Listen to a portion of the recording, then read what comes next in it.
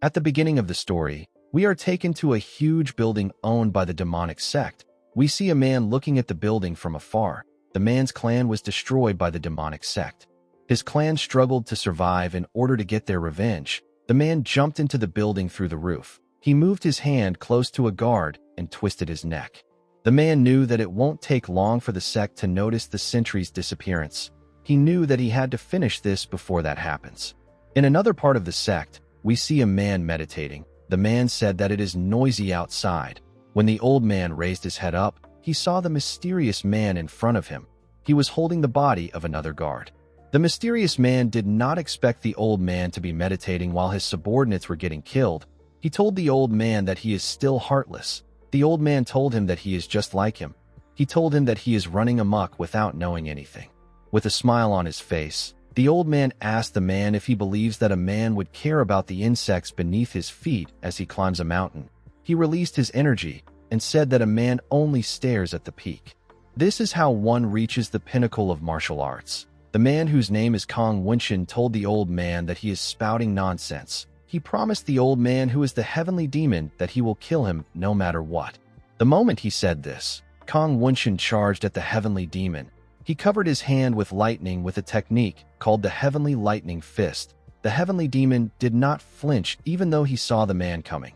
He asked him if this is all he can do.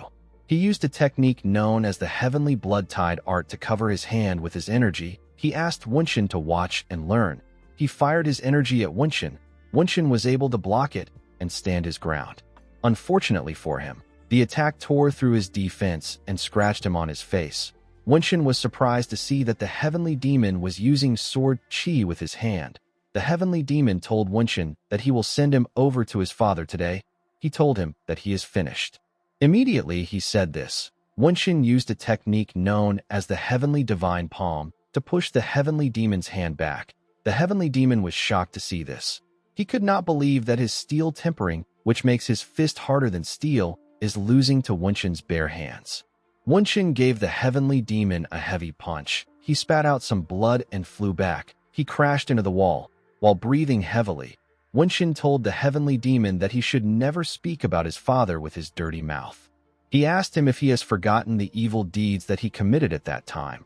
He told him that this is the rage of all the people he offended. The heavenly demon said that he should have wiped out the roots of the Dragon Cloud sect in the past. He wondered about the enlightenment Winshin received for him to get this strong. He told the boy that he is actually surprised. He did not expect him to break through the heavenly demon blood surge art.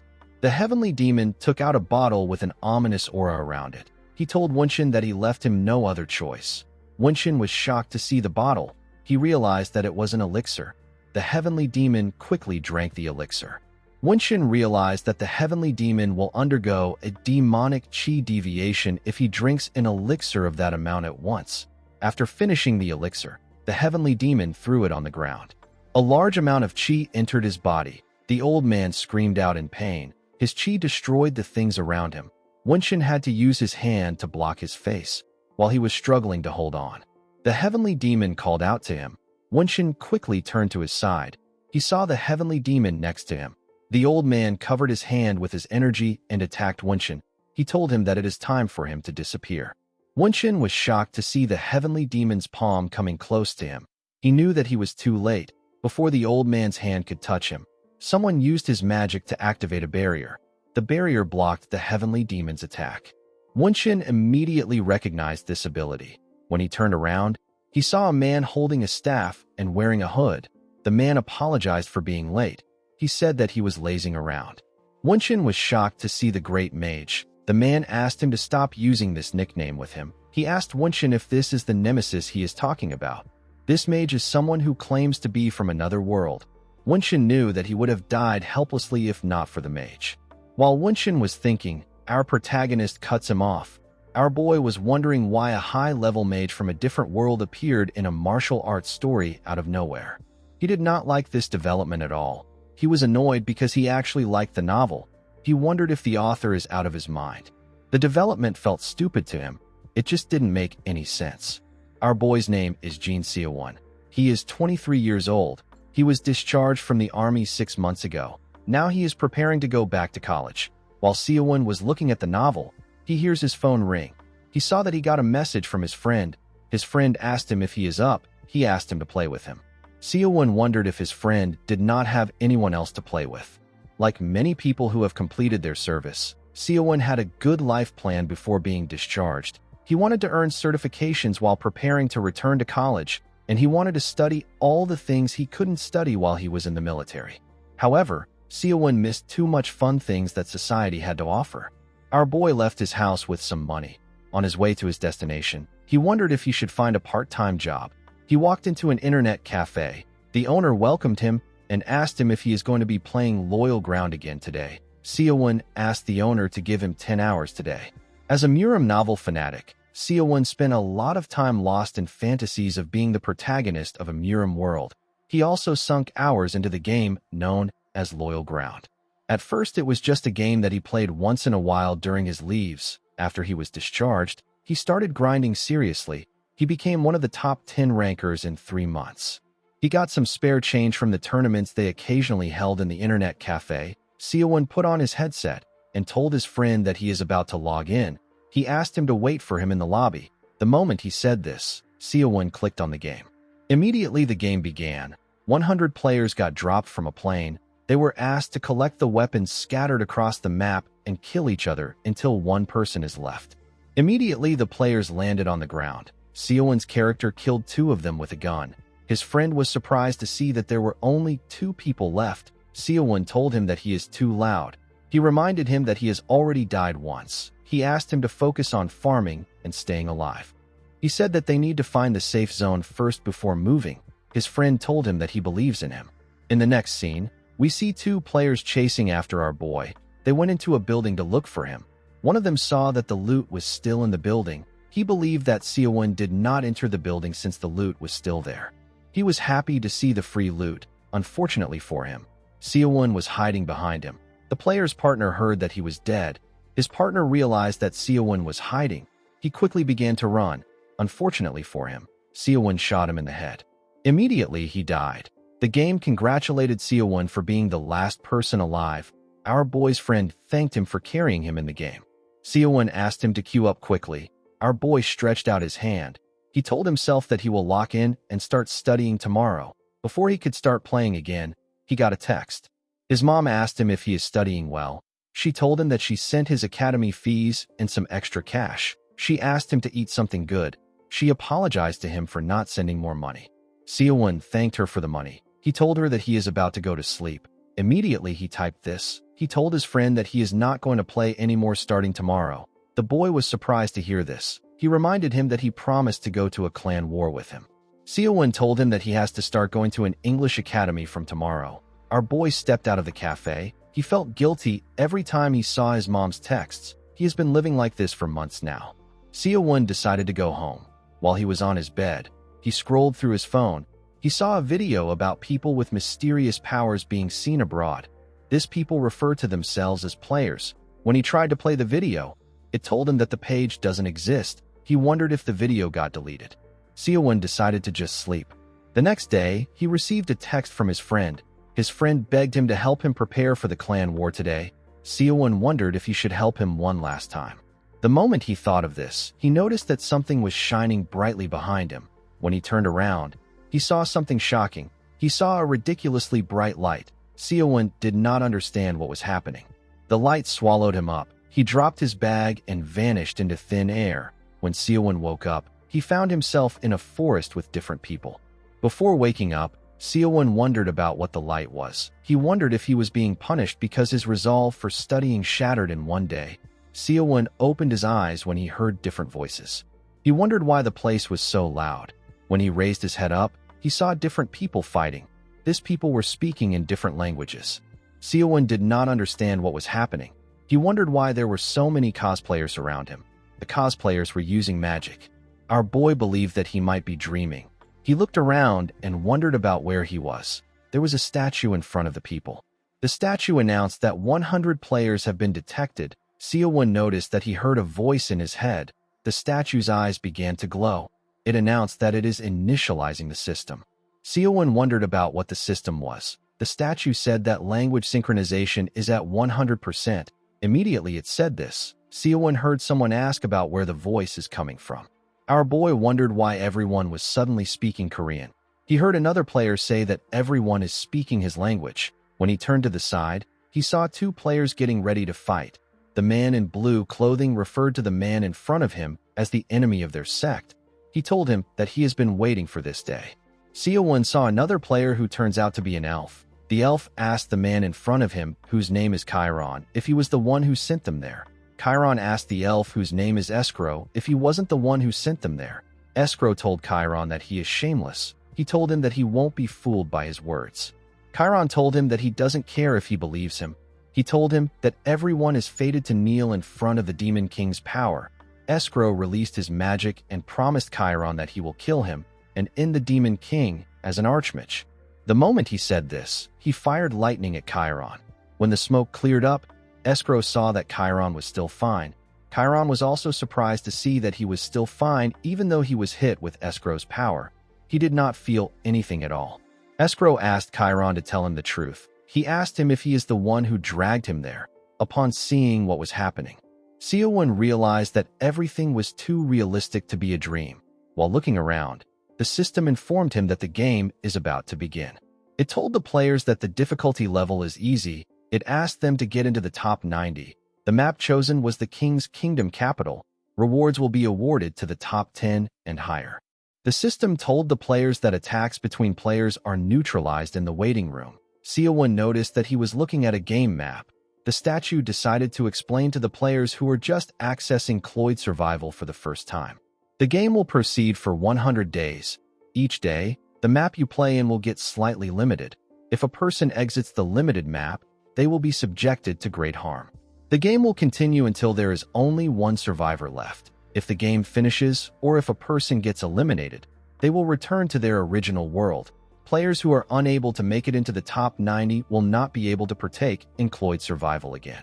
The statue explained to them that they will soon descend to the location they desire with the help of Ergus Gaze. He told them that they can obtain items in the map and use them to enter the top 90. The statue wished everyone good luck. Upon hearing this, Seowon wondered if he was dreaming about loyal ground right now. He carefully looked around. Even if this was a dream, Seowon could tell that he was going to die amidst these absurd people. Our boy didn't want to die even if he was dreaming. While he was thinking, someone called him messy hair. Seowon quickly raised his head up. The huge man in front of him asked him about why he keeps looking around. He asked our boy about where he is from. Seowon did not say anything. The man was annoyed to see this. He pointed his sword at our boy and asked him to not ignore him. He asked him about where he is from again. The moment he said this, the system informed them that the game will be starting in 3 seconds. Seowon smiled at the man. The man did not understand why he was smiling. He asked him if he has lost his mind. Seowon wondered about why he was laughing. Immediately he thought of this. The game's countdown ended. Seowon believed that he needed to laugh because he was having such a fun dream. He gave the man the middle finger. Our boy believed that he could easily defeat bastards like this with his knowledge of loyal ground, which is also known as log. The man was annoyed to see what our boy did. Before he could do anything, Seowon disappeared. The system informed them that day 1 has begun. The players were dropped from the sky. Seowon noticed that people were descending in crowded areas where there are a lot of items. Our boy was certain that the crowded areas would have more items, but he decided to start on the outskirts to be safe. While in the sky, he found a building in the forest. He decided to descend there. The moment he thought of it, the system dropped him there. When our boy stood up, he felt like throwing up. He felt motion sick.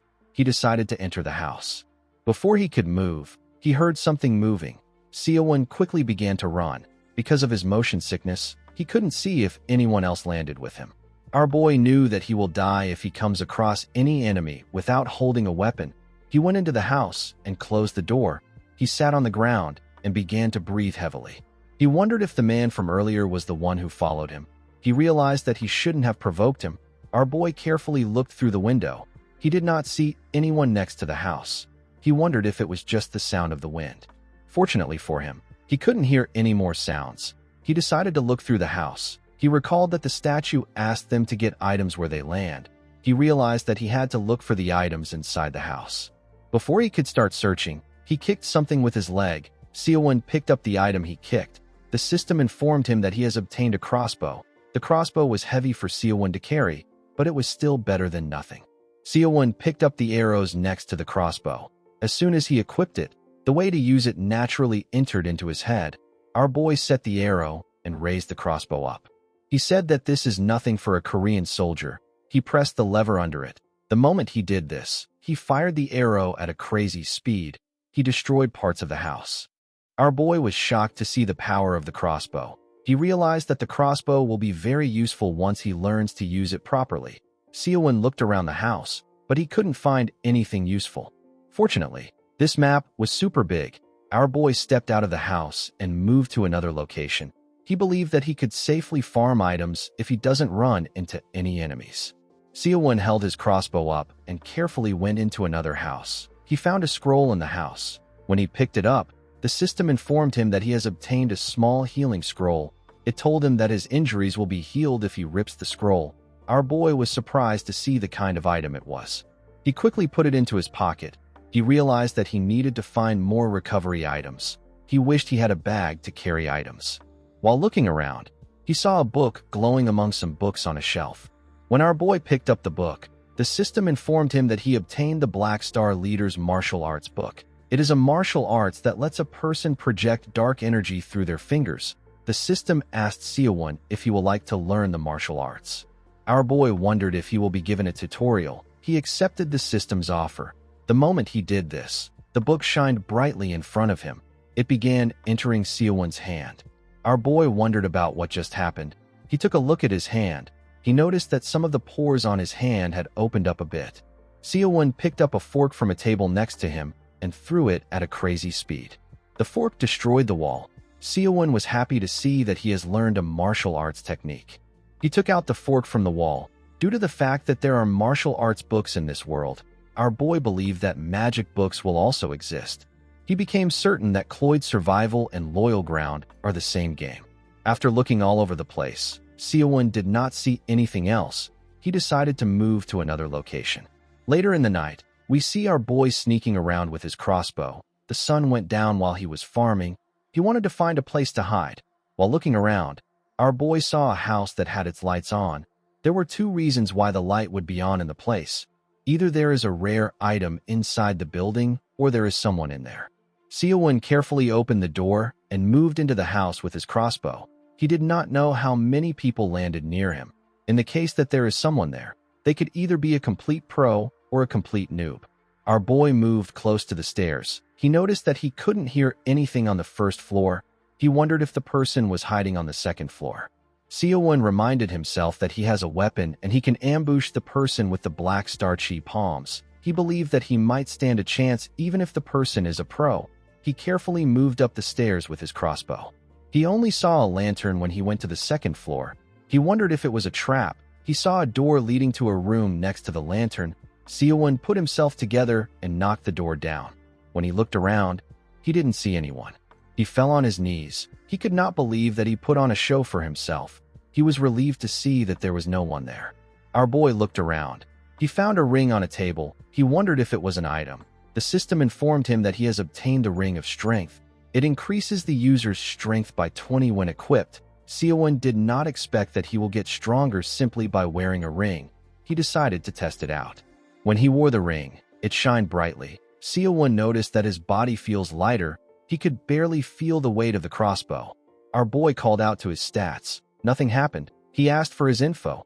The moment he said this, a status window appeared in front of him. Seo-won realized that he is pretty weak when he saw his status window. He noticed that he was classified as a martial artist. He wondered if this is because he learned a martial art. He found it to be pretty cool. He believed that he was improving since he started with nothing. Seo-won went down the stairs. He decided to properly search the first floor. He found another ring called the Subspace Ring. It allows the user to store items in a subspace when it is equipped. Seo-won did not expect to get another ring. In order to store an item, our boy needs to grab the item he wants and say or think of the word subspace. The system explained to him that if he uses his other hand to touch the ring while thinking of the item he wants, he will be able to take the item from the subspace. If the subspace is full, it will not be able to store any items. Seo-won realized that it was like an inventory. This is the item used in this world instead of a bag. When he called out to the subspace, a purple space appeared in the air. Our boy was impressed. He put the healing scroll into the subspace. It felt weird for Siowon, but it was quite convenient for him. He didn't have to carry the subspace around like a bag. Our boy believed that this item will be convenient to have in reality. He believed that it will be amazing if he could take the items and the martial arts back to reality. He wondered if there were 0 eliminations in the game. He believed that the game must have a kill log. He quickly found the kill log. He saw that only one person had been eliminated. Siowon wanted to farm until there were only 90 people left. Our boy was able to search houses and obtain a lot of consumable items. He was lucky enough to find many hidden weapons to use alongside the black star chi palms.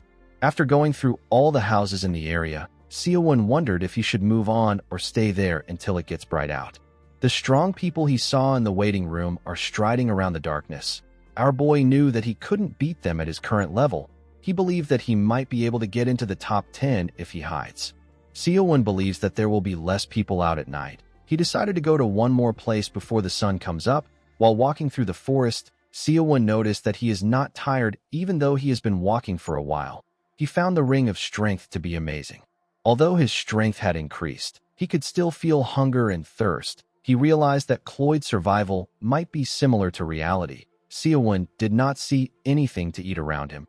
He believed that there will be food in the city. He looked around the area. He was certain that the city should be close by. He wondered about where the houses were. While looking around, Siowon heard something growling. Our boy quickly hid behind a tree. He did not know when the thing got close to him. He carefully peeked to see what it was. Our boy saw something shocking. He saw a werewolf. He quickly went down back. To his surprise, another werewolf was next to him. The monster tried to squash him, but he was able to dodge it. Siowon began to run. The two werewolves fixed their gaze on him. Our boy believed that this was a player versus player game. If he knew that the werewolves were around there, he would have stayed at the house. Siowon believed that he was still a ranker in name. He felt like it would be embarrassing for him if he died to a mob. While running, he found a house. He quickly dashed into the house and locked the door. He sat on the ground and struggled to catch his breath while breathing heavily. He heard the werewolves growling outside. They were looking for him. Our boy wondered about what he should do. He carefully peeked through a small hole to see where they were. The werewolves were not far from him. Due to how they were sniffing around, Siowon realized that they must be searching for his scent. Our boy took out his crossbow. He decided to attack first. He carefully set the crossbow and fired it through the hole. The arrow hit one of the werewolves. The monster fell on the ground and dissipated. Siowon was happy to see this. Thanks to the ring of strength, he could fire with just one hand. He decided to deal with the other werewolf. Before he could reset his arrow, the monster appeared in front of his door and barged inside. It scratched Siowon's face with its claws. Our boy quickly moved back. He shot his arrow at the werewolf. Unfortunately for him, the wolf blocked it with its arm. It charged at Siowon. Our boy wondered if this is how he was going to get eliminated. He was not ready to accept this. He called out to the subspace. He took out one of the hidden weapons he found and used the black star chi palms to fire it at the werewolf. The attack left a hole in the werewolf's chest. Siowon said that he cannot lose to a mere underling. He fell to the ground and began to breathe heavily. He could not believe that he almost died. He was happy that he took the throwing daggers he found. He found it embarrassing that he almost lost to a mob. When he raised his head up, he saw a small pouch on the ground. The pouch dropped from the monster's body. When Siowon took a look inside, he found water and jerky inside the bag.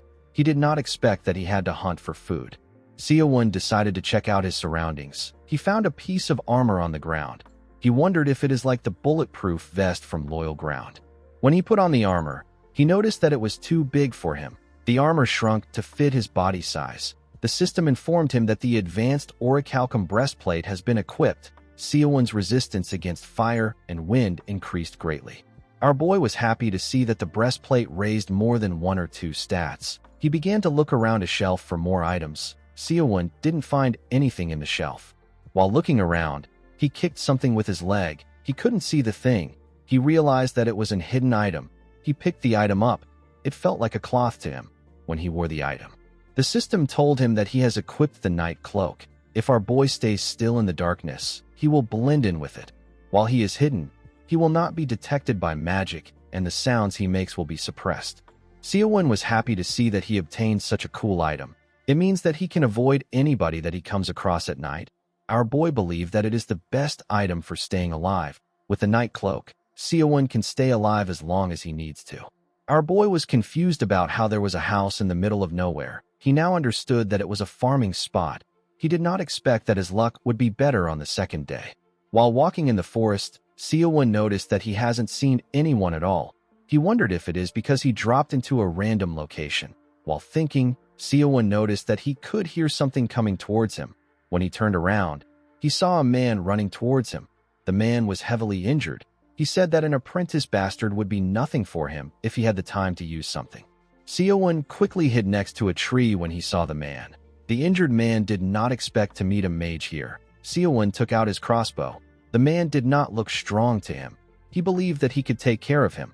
While watching the man walk forward, Seowon told himself that the man isn't real. He told himself that it is all a game. Before he could do anything, someone fired a flame spell called Escrow's Flame at the injured man. The man screamed out as his body got burnt. Our boy watched him as he burned. He wondered if the man had died. While he was staring at him, Seowon saw something shocking. He saw a chest. Since there wasn't a corpse there, Seowon became certain that they were inside a game. He realized that the chest contained the items that the man had. Our boy wondered about where the fire came from. The moment he thought of this, a man walked past him with fire in his hand. The man was holding a sword in his other hand. The man said that someone who couldn't use magic dared to steal his items. He called the dead man an unlucky bastard. Seowon quickly covered his mouth. The mage said that the man wouldn't have felt the pain of burning to death if he had just died by his sword. Our boy noticed that the man didn't see him. He just walked by. He was very happy that he got this awesome cloak. The mage, whose name is Chiron, asked the man to be honored that he died at his hands. Chiron decided to check what the man dropped. Seowon realized that the person who just died was a player like him. He knew that he could be the next person who gets hunted by this man. Our boy understood that anyone could kill him and get a higher rank the moment he hesitates. He realized that he had to take care of this man if he wants to survive. While the man was looking through the items, our boy fired an arrow at him. Chiron sensed the attack and used a shield to block it. He quickly activated his magic. He realized that he made too much of a commotion. He said that it is the dead man's fault. Before he could fire his attack, Seowon fired another arrow at him. The arrow made his shield crack. Chiron realized that his barrier will break if it gets hit again. He wondered about where Seowon was shooting from. He fired an attack in the direction the arrow came from. The attack destroyed a tree. Chiron asked our boy to stop hiding like a coward. He asked him to show himself. Immediately he said this, Seowon threw one of his throwing daggers at him from behind. Chiron quickly turned around when he sensed the attack. Unfortunately for him, the dagger destroyed his barrier. Chiron was annoyed because he didn't know where Seowon was hiding. Our boy raised his head and moved the bushes around him. The moment he heard the sound of the leaves, Chiron gathered his magic. Before he could fire his attack, he found a dagger on his forehead. His body dissipated. Seowon was shocked to see that he won. After his body disappeared, Chiron dropped a box filled with his items. Our boy realized that someone could have seen Karen's fire and rushed here. He decided to take what he can and leave quickly. He threw Karen's items into his inventory. He found a medium-grade healing scroll in Karen's chest. He also found a necklace known as Escrow's necklace. According to the system, the pure gold necklace signifies that a person is a mage of the Escrow's magic society. Seowon believed that it was just a trash item with no properties. He decided to just keep it. When he looked at the other man's box, he noticed that something was glowing inside. When our boy looked into the box, he found an item known as Circle Stone. The system explained to Seowon that the item allows the user to engrave a circle around their heart. This allows them to use mana. Once used, the user will be able to learn the magic of that circle. Seowon could not believe that he was going to be a mage just like that. He recalled that the owner said that he would have been able to defeat Chiron if he had the time to use something. He realized that the man was referring to this. He promised to put it to good use in his stead. He poured the rest of the items into his subspace. He decided to check them in a safer location. He left the area. He wanted to find a place to use the circle stone. He found a good building and went inside. The system asked him if he would like to use the circle stone. Our boy accepted the request. The system informed him that he will be motionless for 3 hours. He won't be able to take any other actions or use items during this time. It told our boy that he will also feel some slight pain as the circle forms. The circle's stone began to shine brightly. Seo-won grit his teeth to endure the pain. He suppressed the screams that wanted to come out and spent 3 hours in intense pain. After the 3 hours was up, Seo-won fell to the ground. He could not believe that this was what the system called the slight pain. He thought he was going to die. Seo-won recalled that learning martial arts was easy. He did not expect it to be so hard to learn magic. He opened his status window to see his state. Our boy now has 2 jobs. He was a martial artist and a mage. He even had a mana stat. Seo-won believed that the number of survivors would have gone up since the 2 men died. When he checked the survivors section, he saw something shocking. There were now 45 survivors left. 54 people had already died. Seo-won did not know how this was possible. It had only been a few hours. He saw that a lot of people were killed by someone known as Nam Sagwon. A few hours earlier, we see a martial artist chasing a swordsman. He watched the swordsman as he ran from a tree. The swordsman begged the martial artist to stop chasing him. The martial artist smiled when he heard this. The swordsman was the one who raised his sword at Seo-won before. The poor guy tripped while he was running. He fell to the ground. He quickly turned around and begged the martial artist to let him get into the top 90. He told him that he can't die like this. He begged the martial artist to spare him. The martial artist covered his hand with his energy. He used it to behead the man. He turned around and said that every participant will come to know his name after today. This martial artist's name is Nam Sagwon. Sagwon walked into the forest. He didn't even bother to check the chest. On the 3rd day of Cloyd survival, we see Seo-won looking at his status window. He hoped that he doesn't run into Sagwon. While thinking, Seo-won realized that he might be able to enter the top 10 if Sagwon keeps on taking everyone out. He recalled that the statue announced that a reward will be given to people who enter the top 10. He wondered about what the reward will be. He believed that it might be money and items. He realized that the system might allow them to take the skills and items they acquired here into the real world. Our boy believed that he might be getting ahead of himself. He reminded himself that there is a killer running amok outside. He decided to finish up and start moving. When he raised his hand, he felt a power coming from within his body. He realized that this was mana.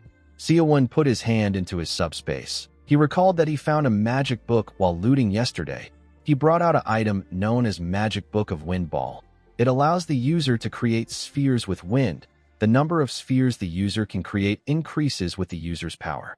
The system asked our boy if he will like to learn it. Seo-won accepted this request. The magic book disappeared into thin air the moment he accepted it. Our boy was able to understand the magic spell. He decided to test it out. He used a version of escrow magic known as Wind Ball. The moment he activated the spell, 4 tiny wind balls appeared above his fingers. Seo-won could not believe that this was all the spell had to offer. He threw the wind balls away. When the wind balls got close to the walls, they enlarged and destroyed it. Our boy was shocked to see this. He did not expect it to be this strong. He realized that he had gotten a useful skill. While he was looking at the rubbles, our boy noticed that he suddenly felt tired. His mana had hit 0. As time passed, the restricted zone began to appear on the map and the range gradually shrank. Seo-won decided to farm while staying at the edges of the boundary. Since half of the players were gone, our boy's chances of running into another player has decreased. Seo-won knew that he had to farm faster before the restricted zone shrinks even more. While he was walking around, an old man who appears to be a martial artist watched him from a distance. The old man said that our boy is interesting. Half a day later, we see Seo-won walk into an area filled with houses. He saw something when he arrived there. He saw a large amount of chests on the ground. Seo-won quickly turned around when he sensed a presence. He activated his wind ball and fired it at a building. The attack destroyed a building, but no one came out. Seo-won realized that it was just the wind. He was certain that he felt someone's presence. When he looked into the building, he noticed that he could see blood on the floor. He realized that there is an injured person there. He knew that the person was very strong since they were able to survive to this point. Seo-won thought about killing the injured person. He believed that the person has some good items. Our boy decided to prioritize his survival and leave. He walked into the forest. After he left, the injured man came out of hiding. He was happy that he quickly hid. He knew that he would have been killed. The man stepped out of the house. He knew that he could have easily taken care of our boy if he wasn't injured. He decided to loot the chest quickly and leave. The moment he went down to search the chests, Seo-won fired an arrow at his head. It went into his skull. The man did not expect this. He disappeared and dropped his chest. Upon seeing this, Seo-won came out of hiding. He was happy that the man came out so fast. He decided to farm quickly and go to the edges of the restricted zone. Before Seo-won could walk up to the chest, the martial artist who was watching him told him that he is pretty skilled. Our boy quickly turned around. He could not believe that he let his guard down. The old man appeared behind him. He asked him to relax. He told him that he simply has a few questions for him. Seo-won asked him about who he is. The man asked him if he will recognize him if he tells him his name. He reminded him that they all came from living different lives. Seo-won realized that he was right. He noticed that the old man was different from everyone he had met so far. The martial artist asked him if he has participated in this game before. Our boy asked him about what he means. The man explained to him that he has been watching him for a while. He told Seo-won that he adapted pretty fast. He reminded him that this is another reality. Upon hearing this, our boy wondered about the amount of time the old man has been watching him. He did not even notice him. He told the old man that this is his first time in the game. He told him that he has played a similar game in the world he came from. The martial artist found this to be interesting. He already knew that Seo-won was from a different world from his appearance, but he became more certain after hearing what he said. The martial artist noticed that it had gotten dark. Our boy told him that the third day has come to an end. While looking at the sky, the martial artist asked Seo-won if the moon in this world is the same size as the moon in his world. Our boy realized that he has never noticed how big the moon was. He told the old man that the moon here is bigger. The martial artist said that the moon in his world is smaller. With a smile on his face, he asked Seo-won if he can explain the game he mentioned to him. Our boy told him that they can easily be ambushed in this place. The man suggested that they go somewhere else since it will be a long conversation. Seo-won told him that he doesn't know if he will kill him. The martial artist grabbed his clothes. He advised him not to make any sound if he doesn't want to become a target. The moment he said this, he jumped on a tree with Seo-won in his hand. He began to leap through the woods. The martial artist moved at a crazy speed. Seo-won had to grit his teeth to withstand the pressure of the wind. At the time, Seo-won had no idea about the kind of consequences their encounter will bring. After arriving at their destination, our boy began to explain things to the martial artist. The man was surprised to hear that the people in our boy's world play with dolls in a virtual space. He told him that the world he comes from sounds very magical. While holding on tightly to the tree, Seo-won told the man that his world is simply a highly advanced civilization. The martial artist told him that he now understands how he was able to adjust to the game so quickly. Our boy was surprised to hear this. He wondered about the amount of time the man has been watching him. The man revealed to him that he has been with him from the moment they arrived there. Seo-won was surprised to see that the man knew what he was thinking. The martial artist explained to him that he was planning on enjoying the fresh air on the high mountains for the next 100 days, but he was intrigued by what our boy was doing. He explained to Seo-won that he decided to talk to him because he was curious about why they were brought there. He told our boy that he doesn't intend to harm him. He told him that he does not need to be so cautious of him. Seo-won revealed to him that he also doesn't know the reason why they were brought there. The old man reminded him that he said that he had something similar to this in his world. Our boy explained to him that the game in his world is meant for fun and people don't die for real. He said that he doesn't understand the motives of the supernatural beings who abduct people from another world. He told the man that he believes that the game will serve as a huge opportunity for someone else. The martial artist asked him about what he means. He reminded the man that dying here doesn't mean that a person will die in real life. Once a person dies, they will be given a rank and a reward corresponding to the rank. Seo-won told the man that the rewards must be the items obtained in this world. The man asked him if he is referring to the things he is wearing. Our boy told him that it will also include the martial arts and skills that they learn in this world. The man said that magic is truly interesting. He could not believe that this entire event is an opportunity. Seo-won knew that the martial artist won't need this ability as an item. He explained to him that this abilities could change the lives of people going through lots of struggles in life. The martial artist asked Seo-won to tell him why he believes that his life is without struggles. Our boy told him that he looks like a martial master who has a lot of followers in his world.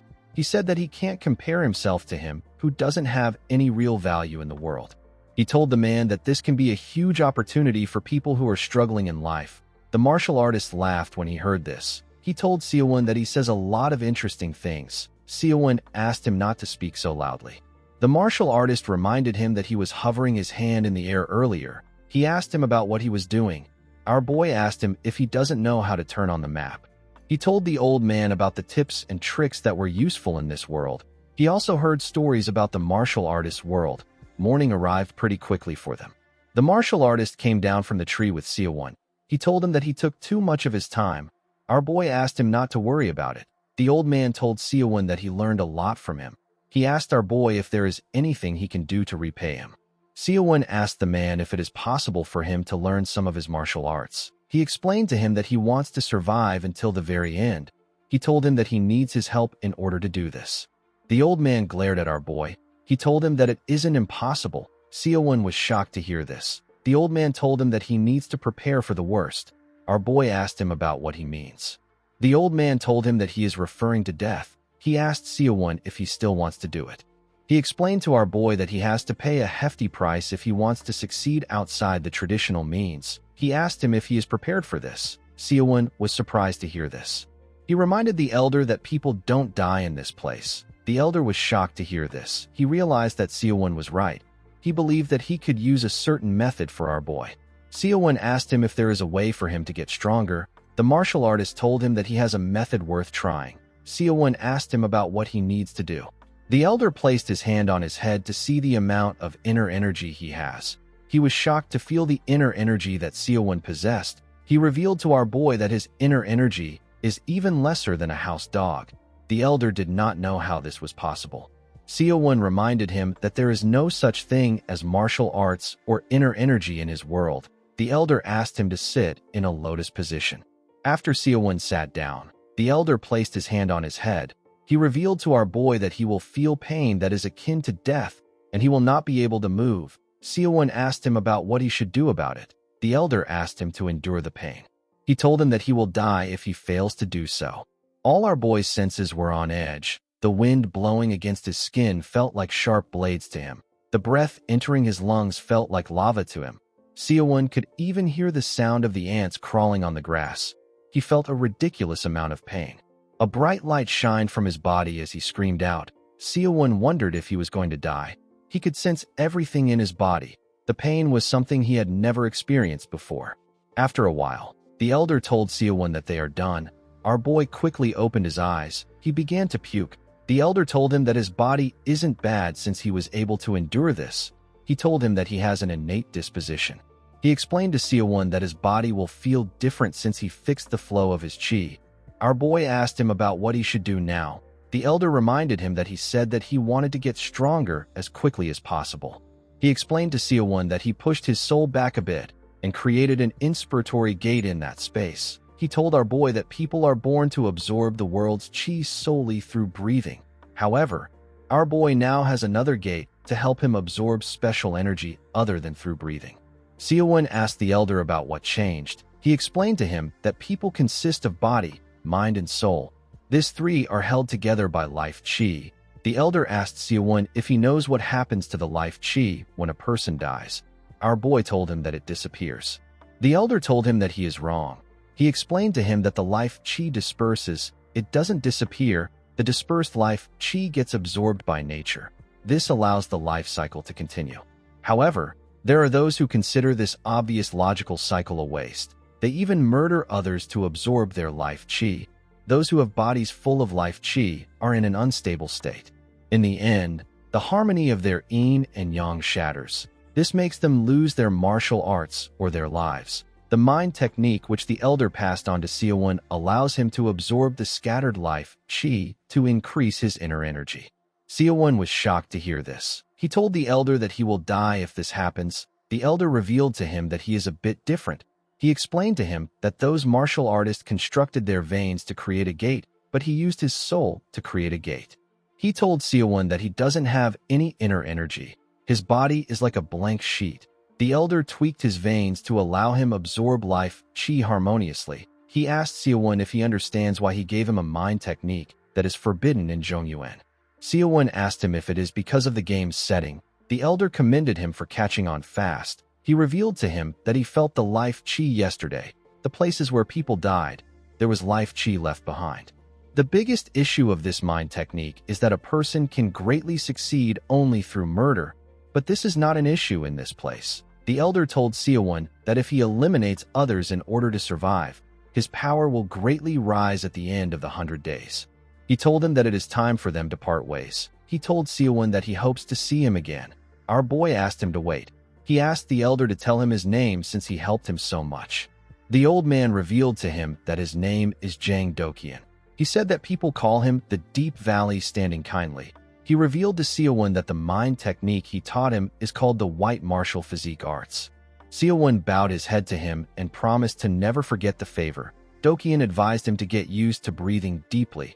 He explained to him that he will slowly get stronger by accumulating inner energy through concentrating on his dantian. He opened the map and told our boy that it is quite convenient. He told him that he will see him again when the opportunity arises. After saying this, the elder jumped on a tree and vanished. Our boy said that he vanished like a pro. He wondered if he will be able to go around comfortably like that when he gets proficient at using qi. He decided to go to the outskirts of the limited area. Being abducted by Doqian to the center of the restricted area happened in an instant, but walking back to the edge took our boy half a day. At night, we see Xiaowen hiding in the bushes. He was looking at a house that had its lights on. Our boy knew that there were only two possibilities in this scenario. Either there is no one in the house, or there is a newbie inside who doesn't know how to turn off the lights. He decided to go inside. When he arrived inside, he didn't see anyone there. Our boy went upstairs and looked around. He didn't see anyone there either. He was happy to see that it was empty. He began to look around for items. Unfortunately, he only found useless things like small healing scroll and a jerky. He laid on the floor and yawned. He realized that he hasn't slept at all because he spoke to the elder all night long. Our boy decided to get some sleep. The next day, we see Xiaowen lying on the floor. He quickly opened his eyes when he heard some movements. He heard someone say that the house doesn't seem empty. The person had already gotten upstairs. Xiaowen quickly grabbed his crossbow. He could not believe that he was sleeping like a baby when the sun was already up. The intruder opened the door of the room. He wanted to rest inside. Immediately, he opened the door. He saw Xiaowen pointing his crossbow at him. Our boy fired his arrow at him. The man was able to use his sword to break the arrow. Xiaowen realized that he was a martial artist. He quickly opened his subspace and fired multiple daggers at the man with the black starchy palm. The man was able to block the attack. He called Xiaowen a bastard for using hidden weapons. Before he could attack our boy, he charged at him and pushed him down. He kicked the man's sword out of his hand. Xiaowen took out an arrow and got on the man. He told him that he was having a nice dream when he woke him up. The man begged him to spare him. He told Xiaowen that he will give him everything he has. He told him that he struggled to survive. He told our boy that he can't die here. Unfortunately for the man, our boy stabbed him in the head with his arrow. The system informed him that he killed Shui Orong with an headshot. With a serious look on his face, Xiaowen told the man that he also can't die here. Xiaowen noticed something odd coming from the man's chest after killing him. It released a green energy. Our boy immediately realized this was the thing that Doqian was talking about. This was life qi. The life qi covered his body. A bright light shined in front of him. He began to absorb the life qi at a crazy speed. Our boy could feel his body overflowing with strength. He realized that this is what is known as inner energy. Even though he only absorbed one person's life qi, his body already became lighter and stronger. Xiaowen quickly called out to his status window. He saw that he now had an inner energy section. He now had 20 inner energy. Our boy realized that Doqian gave him something amazing. He knew that he couldn't just rely on getting kills to get life qi. He had to think of other ways of getting it. Xiaowen opened the player count. He wanted to see the amount of people that has been eliminated. He was shocked to see that there were only 24 people left. He was quite shocked because they were just on the 5th day. While he was looking at his status window, he noticed that another person just died. The person was killed by Sagwang. The scene shifts, and we see the person call out Sagwang's name as his body disappeared. The man disappeared and left his chest. Sagwang was not interested in his chest. He was actually disappointed. He expected the man to be strong since he approached him. He felt like he got his clothes dirty for no reason. Sagwon took a look at his status window. He was certain that he has killed a lot of people. He wondered about when the event will end. He checked his player count and saw that there were only 22 players left. He saw Seowon's name among the people who killed other players. He was certain that he had seen our boy's name before. Back at the house, Seowon was hoping that he doesn't run into a dangerous player like Sagwon. He knew that he was far below Sagwang's level. He was still struggling with players like Orong. Seowon quickly emptied the man's chest. He wanted to finish farming before the restricted zone gets smaller. The only good thing Seowon found in the chest was a refined troll's potion. The other items were worthless. Our boy realized that the man wouldn't have died easily if he had something valuable. After that day, Seowon decided to hide and survive until the number of players drops.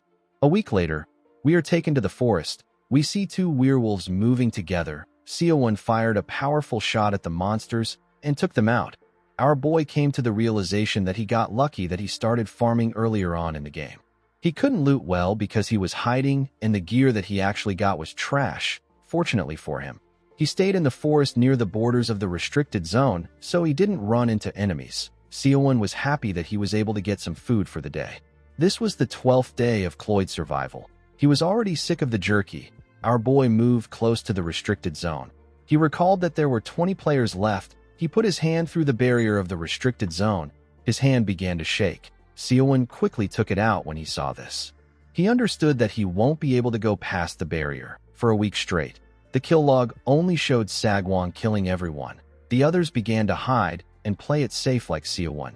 While thinking, our boy saw a large smoke coming from another direction. He knew that a fight was taking place in that place. The scene shifts, and we are taken to the fight. We see Sagwon breathing heavily. He asked the people who attacked him for their identities. The knight among them told him that they came together with the goal of taking him down. He told Sagwon that there is no way for him to win. He asked him to die quietly. The group consisted of a knight, a martial artist, an elf mage, and another mage. There were other people in the group that surrounded Sagwon from behind. Sagwon thanked them for saving him the trouble of hunting them down one by one. With a smile on his face, he asked the players if they are also ready to suffer the same fate as him. He promised to make them understand their actions. He jumped when he said this. Someone asked the others to get him. They didn't want Sagwon to escape. Unfortunately for them, Sagwon never planned on escaping. He grabbed a swordsman's head and squashed it with his hand. He said that this is the first one. The other players were shocked to see what he did. Sagwon did not give them the chance to put themselves together. He charged at them and tore them apart. He easily took off their heads with a single strike. It wasn't a battle. It was a one-sided massacre. Sagwon tore this people apart limb by limb. The kill log illustrated what he did pretty well. The boy was bound to win this game. The only thing that could change this result is if something unexpected happens. While our boy was walking in the forest, he received several notifications that Sagwon took out different players with his fist arts. Seowon could not believe that the crazy bastard got 9 kills at once. He wondered if Sagwon was hacking this world. While covered in blood, Sagwon said that these players are nothing. He was disgusted by the stench of blood in the air. He felt like the players should have died without resisting. He didn't understand why they were screaming. He left several chests and a huge staff behind. He decided to find a place to wash up. At night, we see someone arrive at the location.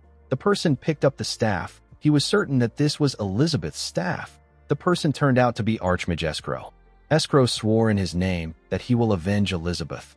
Seowon realized that there were now 11 people left in the game. This means that he can enter the top 10 if he sticks around for long enough. After seeing how Sagwon took care of those players, our boy understood that he needed some good items if he wants to fight a raid boss like Sagwon. While looking around, he found a mansion. He knew that this mansion will be outside the safe zone by tomorrow. It was the last proper spot to farm. Our boy decided to check it out. When he stepped inside the mansion, he was surprised to see how large and extravagant it was. He found an armor in the mansion known as the Royal Guard's armor. He couldn't equip the armor because he didn't have enough strength. The system told him that he needs 110 strength to equip it. It asked him if he will still like to pick it up. Seowon knew that something like this will weigh him down. Unfortunately for him, his strength was at 30. Our boy looked around. He believed that there should be more stuff around. He found 2 glowing items on a shelf. The first item was an elixir that increased internal energy. It takes 3 hours to absorb the elixir. Seowon was happy to find an elixir. He realized that he will be able to get inner energy without absorbing life chi. Our boy believed that this mansion must be a place with good things. The second item Seowon picked up was a book. It was a secret item known as the Unstoppable Fist. The system asked him if he wants to learn it. Seowon could not believe that he got his hands on a martial arts manual. Since the elixir was like the circle stone skill, our boy decided to find a place to sit for 3 hours and absorb the energy. Before he could look around, he hit something with his leg. When he looked down, he saw a cellar. He believed that there must be something in the cellar. Before he could take another step, a large explosion occurred in the mansion. It destroyed parts of the mansion. Seowon was shocked to see this. He quickly jumped outside through the window. He did not understand what was happening. He stood up and began to run because another explosion took place again. Our boy ran into some bushes. He was certain that nobody followed him here. He could not comprehend what was happening. When he raised his head up, he saw someone who he recognized from the waiting room. It was Escrow. The mage was the one using the fire magic. He told his opponent that he didn't expect him to survive his explosion. He told the person that he did not take out all those people out of luck. While in the air, Escrow told Sagwong that he will remember his name. Sagwong asked him to stop spouting nonsense. He told Escrow that he is nothing once he shuts his mouth. He asked him to not waste his time spewing bullshit. He asked him to come at him. Escrow smiled and told Sagwong that he is interested in seeing how long he can keep running his mouth. Sagwong said that he is also interested in seeing this. Seowon was surprised to see that the person who went on a killing spree was just a child. Escrow raised his staff and referred to himself as the Master of Spells. He used a spell known as Escrow-style lightning to draw lightning from the sky. He ordered the lightning to strike. The moment he said this, a huge amount of lightning got fired at Sagwong. The boy managed to dodge the attack. Escrow fired more lightning at him. He asked him about how long he plans on dodging his attacks. He asked Sagwong to face him the same way he faced Elizabeth. While dodging his attacks, Sagwong admits that Escrow is skilled. He had never seen anyone like the mage, even in Zhongyuan. Some of Escrow's skills sent shivers down his spine. Escrow was annoyed to see Sagwong dodging his attacks. He called him a rat bastard. He let go of his staff and raised his hand to summon a large amount of lightning. He told Sagwong that he will end him with this attack. He fired a spell known as Lightning Storm at the boy. Lightning was fired at Sagwong from different directions. The boy was shocked to see the attack. He carefully moved to dodge the lightning. He was barely able to avoid it. He jumped and charged at Escrow. The mage was surprised to see Sagwong coming close to him. The boy gathered his energy into his palm. When he got close to Escrow, the mage told him that his attack will not be enough to break his barrier. He swung his staff at Sagwong and asked him to die. Sagwong was surprised to feel the power of the staff. He disappeared in front of Escrow. The mage was shocked to see this. He realized that Sagwong used an illusion to escape. As Escrow looked around, rain began to fall. Seowon was surprised to see this. He wondered if it was raining because of Escrow's magic. This was insane to him. He could not believe that the mage almost killed Sagwong, and he could even change the weather. Since he was not able to sense his presence, Escrow deduced that Sagwong had run quite far away. He screamed at the top of his voice and promised Sagwong that he will catch and kill him. While breathing heavily, Sagwong ran through the forest. He acknowledged the fact that he was defeated by Escrow. He promised not to let Escrow walk out unharmed the next time they meet. He told himself that he will be the one to kill Escrow. He decided to fall back and recover his energy for now. Escrow looked around for Sagwong, but he eventually came down and disappeared. Thanks to his cloak, Escrow did not see our boy. He was fortunate enough to live to see another day. Seowon knew that Sagwong and Escrow won't come here again for a while. He looked around the rubble for something. He quickly found what he was looking for. Seowon found the cellar from earlier. He wondered if there was something important inside or if it was a dungeon with treasures. When he opened the door, he found some stairs that went really deep inside. Seowon decided to go inside because it didn't look like any other person had been there before. He took out a lantern from his subspace. He was relieved to see that the lantern he took from the house he was farming in yesterday was useful. When our boy arrived inside the room, he found a large amount of food inside. He could not believe that it was just a food cellar. Seowon was quite disappointed. He could not believe that there was a food cellar in this place when there is not even enough places to farm. Our boy wondered about what he should do. He realized that he has only eaten tasteless jerky ever since he got here. 1 hour later, we see Seo-won lying on the ground after filling himself up with food. He was quite satisfied. He felt like the dish would have been perfect if he had white rice. He decided to start consuming the elixir. He recalled that he had a martial arts manual. He took out the manual of the unstoppable fist. The system revealed to him that a man named MANGA developed this technique in his later years. With a lifetime of martial arts combat experience, MANGA poured his heart and soul into creating an unbeatable martial arts. However, with a record of 1,429 matches and 1,429 losses, MANGA lived his life as a laughingstock. His martial arts was lost because he had no disciples. Seo-won was annoyed to see that he picked up something like this. He decided to think about it later and focus on the elixir. He took it out of his subspace. He hesitated a bit because of the pain he experienced when he activated the circle stone. He eventually drank it because he kept thinking about getting stronger. The moment he did this, he could feel his dantian filling up with inner energy. The amount of energy he absorbed earlier could not be compared to this. He began to sweat heavily and his movements became dull. Seo-won realized that he really won't be able to move for 3 hours. 3 hours later, we see Seo-won breathing heavily. He fell to the ground. He could not believe that it was tiring for him to stay still for 3 hours. Seo-won did not expect that he would spend an entire week in a forest and even survive during a clash between an archmage and Sagwon. He was extremely proud of himself. Due to the events that took place, our boy was quite tired. He fell asleep on the ground. The next day, his lantern went out and the 13th day of Cloyd's survival began. Our boy came out of the cellar when he woke up. He realized that the mansion was now near the restricted zone like he predicted. He called out to the player count to see the status of the game. There were now 10 survivors left. This means that someone died. Seo-won was surprised to see the person that died. It was Jang Dokyeon. The elder killed himself. Seo-won could not believe that he did this. He wondered if the elder tried some absurd training method just because there was no risk involved. Dokyeon's chest was left in a cave. Our boy could not think of any reason why the elder would kill himself apart from this. Seo-won was relieved that he entered the top 10, but he did not like the fact that he got there like this. It left a bad taste in his mouth. While thinking, Seo-won noticed that a part of his cloak was outside the barrier. He realized that the map was already shrinking. He didn't want to die from being caught in the restricted zone. He decided to get away from this area quickly. As our boy ran through the forest, he told himself that he will continue the strategy that kept him alive all this time. For someone like him who has no skills, this was the best way to climb higher. While he was running, he turned around when he sensed something. Someone fired an attack at him. Seo-won was able to dodge the attack, but it sent him flying. He was shocked to see the powerful attack. He wondered about where it came from.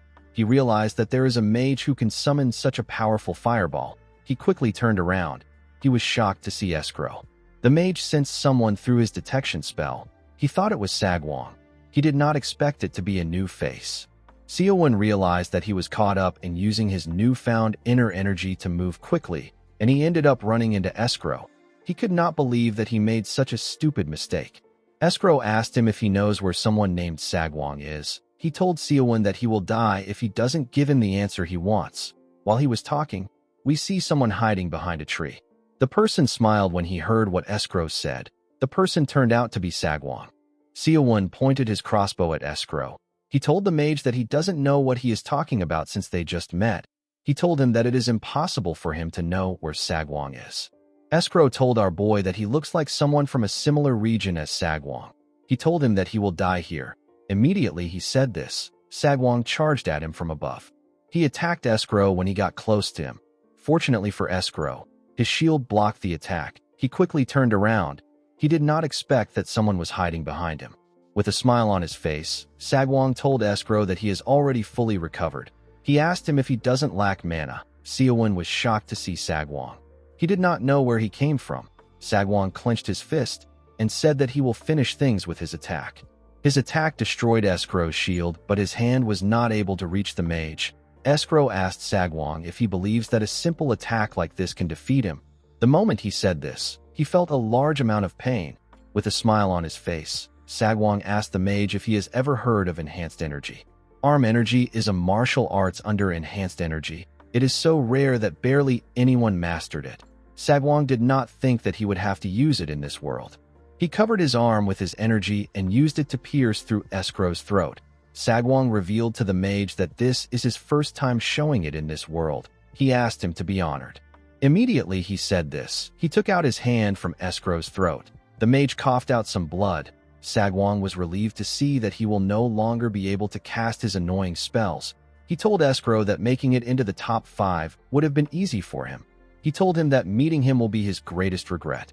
Seowon quickly wore his cloak. He was relieved to see that Sagwang came. He decided to run away while Sagwang was fighting Escrow. Before he could do anything, he heard Sagwang ask the mage to die. The moment he said this, he stabbed Escrow in the stomach. He stabbed him again in his shoulder. The mage coughed out a large amount of blood. As Seowon watched the invincible archmage get utterly destroyed by Sagwang, what came to his mind wasn't the fear of Sagwang or pity for Escrow. It was a thought that preceded everything else. Seowon wondered about how powerful he will become if he absorbs their life chi. After stabbing the mage multiple times, Sagwang let him go. He asked Escrow to tell him where his cocky nature went to. He asked him if he has any last words before he dies. He quickly realized that Escrow cannot speak. The moment he said this, Escrow referred to him as the man who killed his most beloved apprentice, whose name is Elizabeth. Sagwang was surprised to hear the mage talking inside his head. Escrow told Sagwang that he regretted not stopping Elizabeth when she was kicked out of the academy and not recognized by the Crane sect just because she is a woman. Sagwang told Escrow that there is no way he wouldn't have noticed if he killed a woman. He told the mage that Elizabeth must have looked no different from a man. Escrow smiled and told Sagwang that he can finally shut his filthy mouth. Sagwang asked him about what he means. Immediately he said this. Seowon saw something shocking. He saw something coming from the sky. It was a huge meteor. Seowon could not believe his eyes. Sagwang was also shocked to see the meteor. He did not understand how it was possible for Escrow to cast a spell in his condition. He couldn't even chant. Escrow revealed to him that this is the ultimate spell. Only an archmage can cast it with their mana and life chi as the price. The spell is known as Armageddon. Sagwang began to run. He called Escrow an insane bastard. Seowon also ran. He realized that he should have ran away earlier. As the meteor got closer to him, Escrow said that it was nice for him to see his disciple. He hoped that he would meet her again. His body slowly disintegrated as the meteor crushed him. His chest was left behind. When the meteor touched the ground, it caused a ridiculously large explosion. An elf saw the meteor destroy the surroundings. He realized that only Escrow was capable of casting a spell of this magnitude. The scene shifts, and we see Seowon lying on the ground. He was covered in blood. He told himself that he should have ran out of there when he got the chance. He said that it is all because of Escrow's life chi. He opened his subspace. He said that he cannot die like this. Fortunately for him, he got a lot of healing scrolls for a situation like this. He used his teeth to tear the scroll. He slowly regained his energy. Seowon realized that he would have never been able to escape if he hadn't drank the elixir. While breathing heavily, he tore another healing scroll. Even though he already healed himself, he was still in pain. After using numerous healing scrolls, Seowon was able to get up. He could not believe that he used up all the healing scrolls he had. He quickly opened the player count. He saw that Sagwang took out Escrow. Our boy was surprised to see that the mage really died. He wanted to take his life chi. He wondered why there was no kill log to show Sagwang's death. Our boy realized that the vicious monster might still be alive. While he was thinking, he heard someone call out for help. He moved towards the direction of the sound he heard. When he pushed some leaves away, he saw someone asking for help. Seowon was shocked to see who it is. It was Sagwang. The boy was holding a healing scroll in his mouth. He was heavily injured. He had even lost his arms. Sagwang didn't want to die like this. Seowon was not really surprised to see how injured he was. He knew that it would have been difficult for Sagwang to dodge a meteor aimed at him. He noticed that Sagwang can't use the healing scrolls because of how injured he was. While he was thinking, Sagwang saw him. The boy begged Seowon to assist him in tearing the scroll. Our boy asked him if he is Sagwang. The boy became shocked. Seowon explained to Sagwang that he always wondered about the kind of gear he used to get so strong whenever his name pops up on the kill log. He told Sagwang that he was certain that he will win the game. He did not expect to see Sagwang in this state. Sagwang promised our boy that he will make him the winner if he helps him this one time. He assured him that it will be easy for him to make him a winner. He asked Seowon if he really believes that he can win this game alone by killing him. Seowon took out a sword from his subspace. He believed that he will be the strongest if he kills Sagwang and takes his life chi and items. He raised his sword and smiled at Sagwang. The boy asked him to wait. He told our boy that he doesn't know the amount of strong players that are in this game. He revealed to Seowon that he doesn't have many items. He told him that his martial arts weren't learned here. Seowon believed that Sagwang should at least know the name of the person who is about to kill him. He introduced himself to Sagwang. Sagwang promised Seowon that he will never forget his name even if he dies like this. The moment he said this, our boy stabbed him in the head. Due to the fact that Sagwang looks like a young boy, Seowon felt guilty about killing him. Immediately he thought of this. He felt something. He felt Sagwang's life chi. Our boy was shocked to feel the enormous amount of life chi that Sagwang had. He referred to the boy as a human elixir. He could feel an immense surge of inner energy filling him.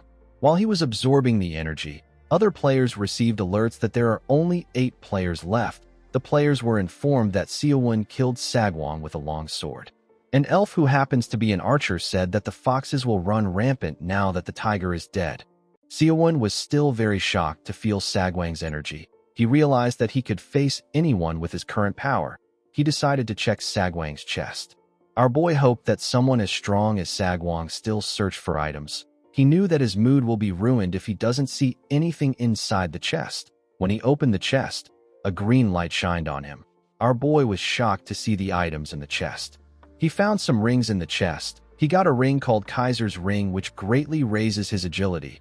A blue ring called Dreiminger's Ring, which greatly raises his strength. Seowon got a ring known as Galen's Ring, which greatly raises his stamina.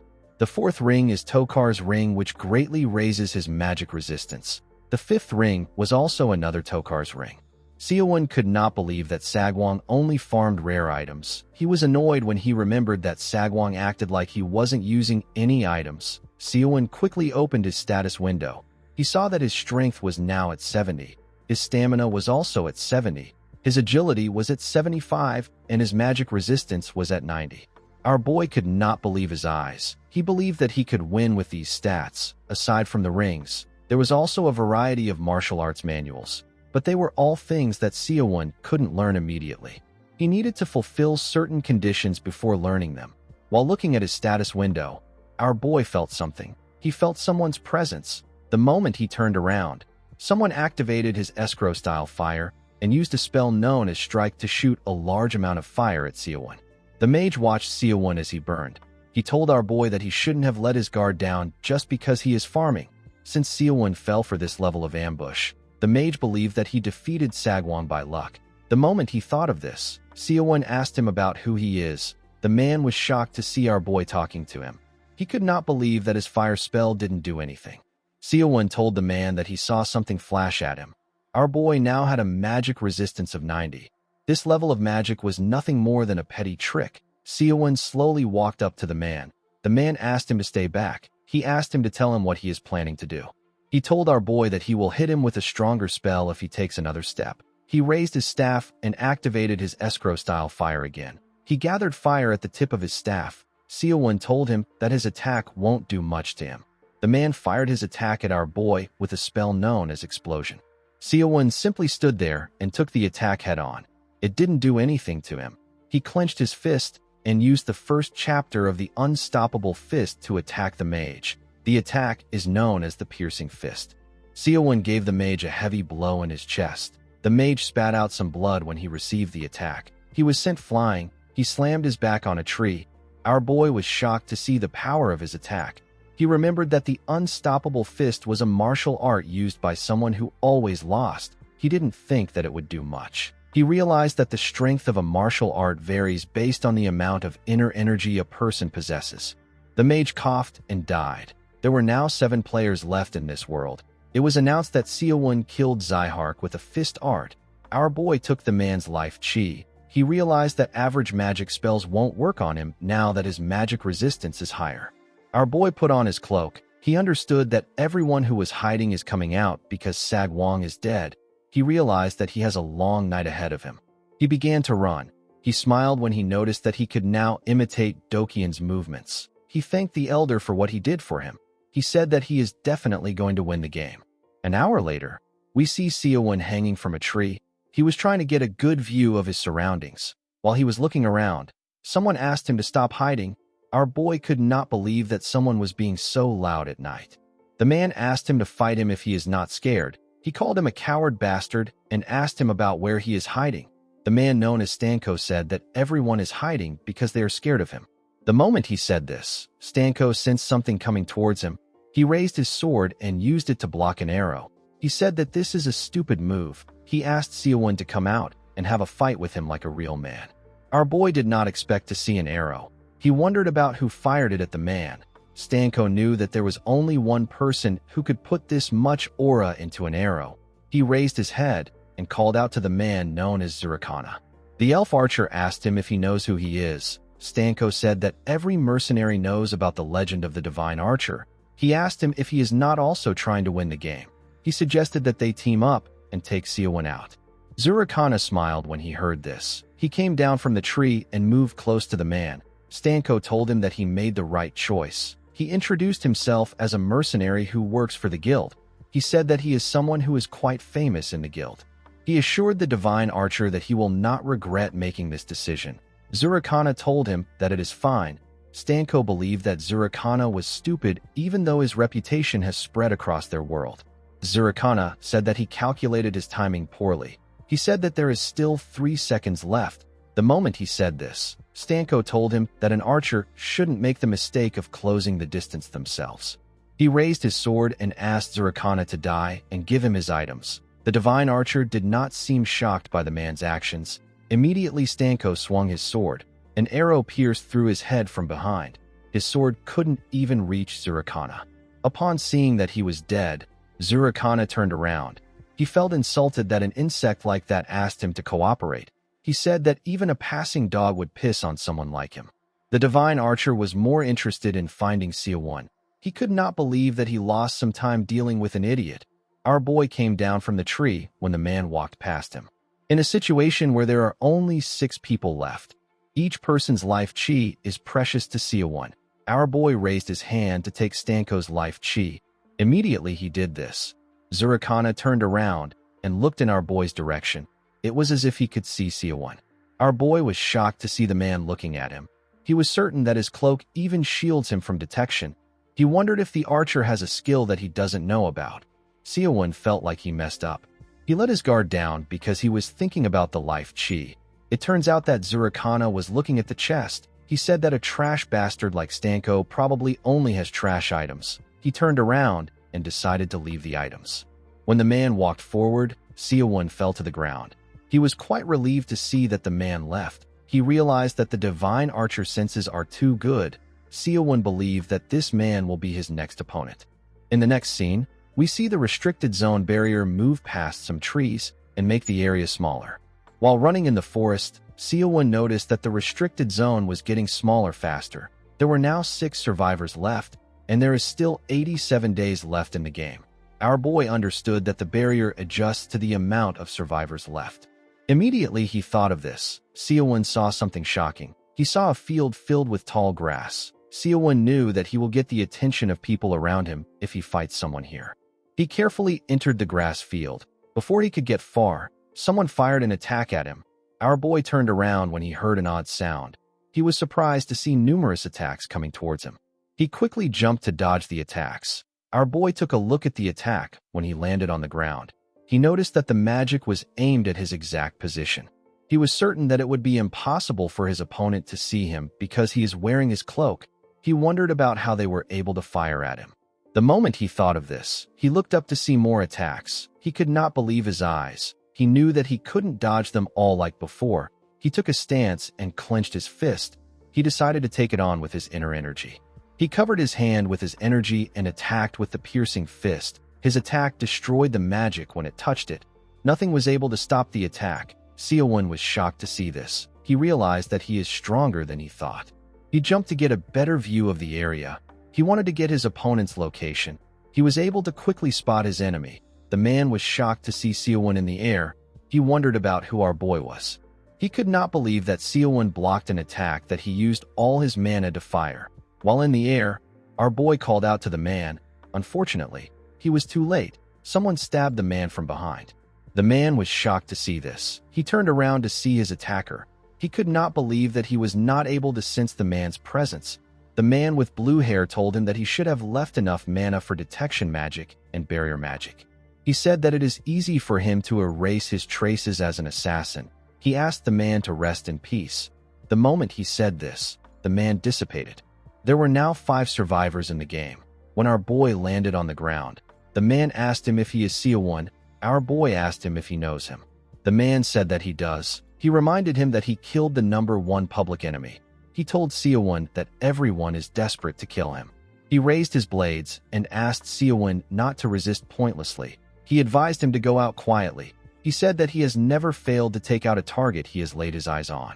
He charged at our boy and asked him to die. Seowon clenched his fist and ran towards the man. The assassin told him that he is too slow. He raised his blades and moved past our boy at a crazy speed. He made Seowon bleed when he moved past him. He landed several cuts on Seowon's hand. When our boy turned around, the assassin told him that he wanted cut through him. He told our boy that he is sturdier than he thought.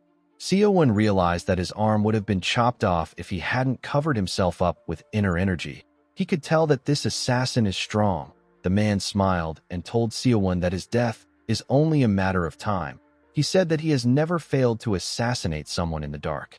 Seowon didn't know what to do. He had faced mages until now. He didn't know how to handle an assassin. The moment he thought of this, our boy realized something. The man raised his blades and told Seowon that he will end him now. Immediately he said this, he vanished right in front of Seowon. Our boy was surprised to see this. The man reappeared next to him and used his sword to tear our boy apart. To his surprise, Seowon's body disappeared in front of him.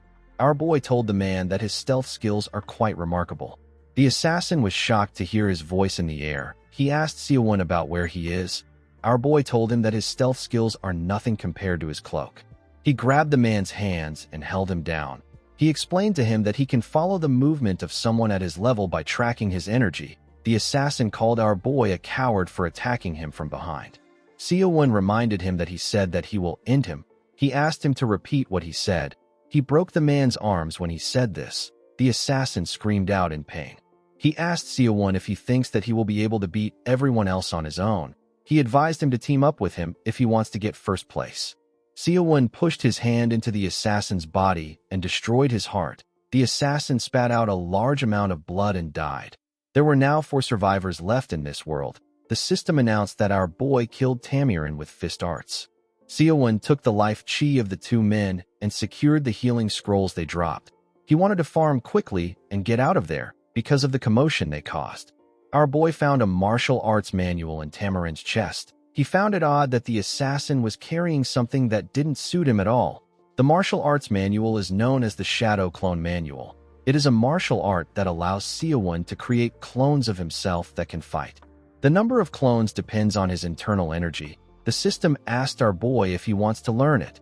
Seowon accepted the offer. The manual slowly disappeared. Our boy was relieved to see that the assassin didn't know how to use inner energy. If he was able to learn this and use it well, it would have been difficult for our boy to kill him. The other man had a grimoire called Carmen's Eyes in his chest. It is the highest tier detection spell that is supposed to look through any stealth skill. Seowon's magic circle was too low to learn the skill.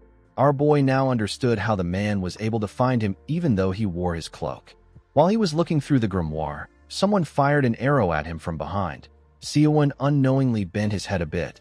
The arrow scratched his face. He was surprised to see the arrow. There was only one archer that he knew among the survivors. When Seowon raised his head up, he saw a huge magic attack coming towards him. Our boy had never seen this type of magic before. He wondered about who was using it. He realized that it was too late for him to run away. He decided to concentrate all his inner energy into his fist. He used a technique of the unstoppable fist known as Ultimate Piercing Fist to attack the magic. Our boy used his hand to destroy the powerful attack and made it crumble. The rocks fell around him. Since 2 attacks came in at once, Seowon was able to deduce that this is a 2-person team. The moment he thought of this, someone appeared behind him and told him that he is quite strong. The man swung his sword at Seowon. Our boy was able to dodge the attack. He quickly moved back. He did not think that there would be 3 people in the group. The swordsman pointed his sword at him and told him that his luck has run out. The swordsman is Kruzen's king. His name is Sunturk. The mage is the demon king's right arm. His name is Chiron. The 3rd person in the group is the divine archer. The last 3 survivors came together to face Seowon. Our boy did not know what to do. Seowon could not believe that he ran into teamers when he almost won. He knew that the best way to break apart a team is to create a situation where they betray each other. Our boy had to figure out the type of relationship they had with each other. Chiron jumped down from the cliff and told the king of Kruzen that it is an honor to meet him. The king referred to Chiron as a mere black mage and asked him not to speak to him. Chiron laughed and asked him to pardon his manners. He told Sunturk that there is something more important than status here. Sunturk said that he does not know if it is worth it to team up with a vagrant to obtain a better reward. Seowon realized that they did not want to team up. He carefully put on his cloak. As our boy slowly disappeared, Sunturk suggested that they take care of his annoying stealth first. Chiron said that this is easy for him. The moment he said this, he released a blinding bright light from his hand. Our boy was shocked to see this. When he looked up, he saw a large orb that released a bright light in the air. Chiron told Seowon that he can't hide again now that there is no darkness for him to hide in. Sunturk told the mage that he is smarter than he thought. Our boy did not expect the mage to use this method. He recalled that his cloak can only hide him in the dark. He did not think that his cloak would have this loophole. Chiron revealed to Seowon that he wanted to thank Sagwon for taking care of escrow for him. He said that he feels bad that he can't thank Sagwon himself. With a smile on his face, he told our boy that it is now his turn to die in the name of the great demon king. Immediately he said this, he released his magic and created a small tornado with spinning blades. The spell is known as Chaos Blade. The attack destroyed his surroundings. Our boy was surprised to see this. Most of the mages that he had met were weak at close range. Seowon believed that Chiron will use the attack if he gets close, and he might get caught up in the magic. He will find it hard to cast a spell properly. Our boy charged at the mage. He wanted to end this fight with close combat. The moment Chiron saw our boy coming towards him, he called him an ignorant bastard and fired his attack at him. Seowon went into the attack. He covered his body with his inner energy in order to reduce the damage he takes. He told himself that he will break through the attack and get close to the mage at any cost. While the blades were tearing him apart, the cloak also got damaged. The system informed our boy that he needs to repair it to access its functions again. Seowon grit his teeth to withstand the pain. The energy surrounding his body was slowly cracking, and now his cloak was also destroyed. Chiron was certain that our boy will be torn apart by his attack. While he was looking at his Chaos Blade, Chiron heard someone call out the first chapter of the Unstoppable Fist. He was shocked to hear Seowon's voice. Our boy jumped out of the Chaos Blade and charged at the man. He wanted to attack him with his piercing fist. The mage smiled when he saw him coming close. He told Seowon that he is arrogant. He asked him to give up because there is no way for him to win. He raised his fingers and cast a spell known as Dead Man's Hand. Several hands came out of the ground and rushed to grab our boy. Seowon did not expect this. Among the mages he had fought so far, Chiron was on a different level. Before the hands could grab him, our boy put his hands together and activated his shadow clone technique. The hands grabbed his clone. Seowon was able to move past it. Chiron was shocked to see this. He assumed that our boy only knew how to throw punches. He did not expect him to be able to use shadow clone magic. He told Seowon that he uses petty tricks. Our boy didn't care because he had gotten close to Chiron. He told himself that this is his victory. Chiron wanted to activate a barrier. Before he could do anything, Sunturk used a technique known as Piercing Blade to stab Chiron from the back and stab Seowon too. The mage was shocked to see his sword pass through his body.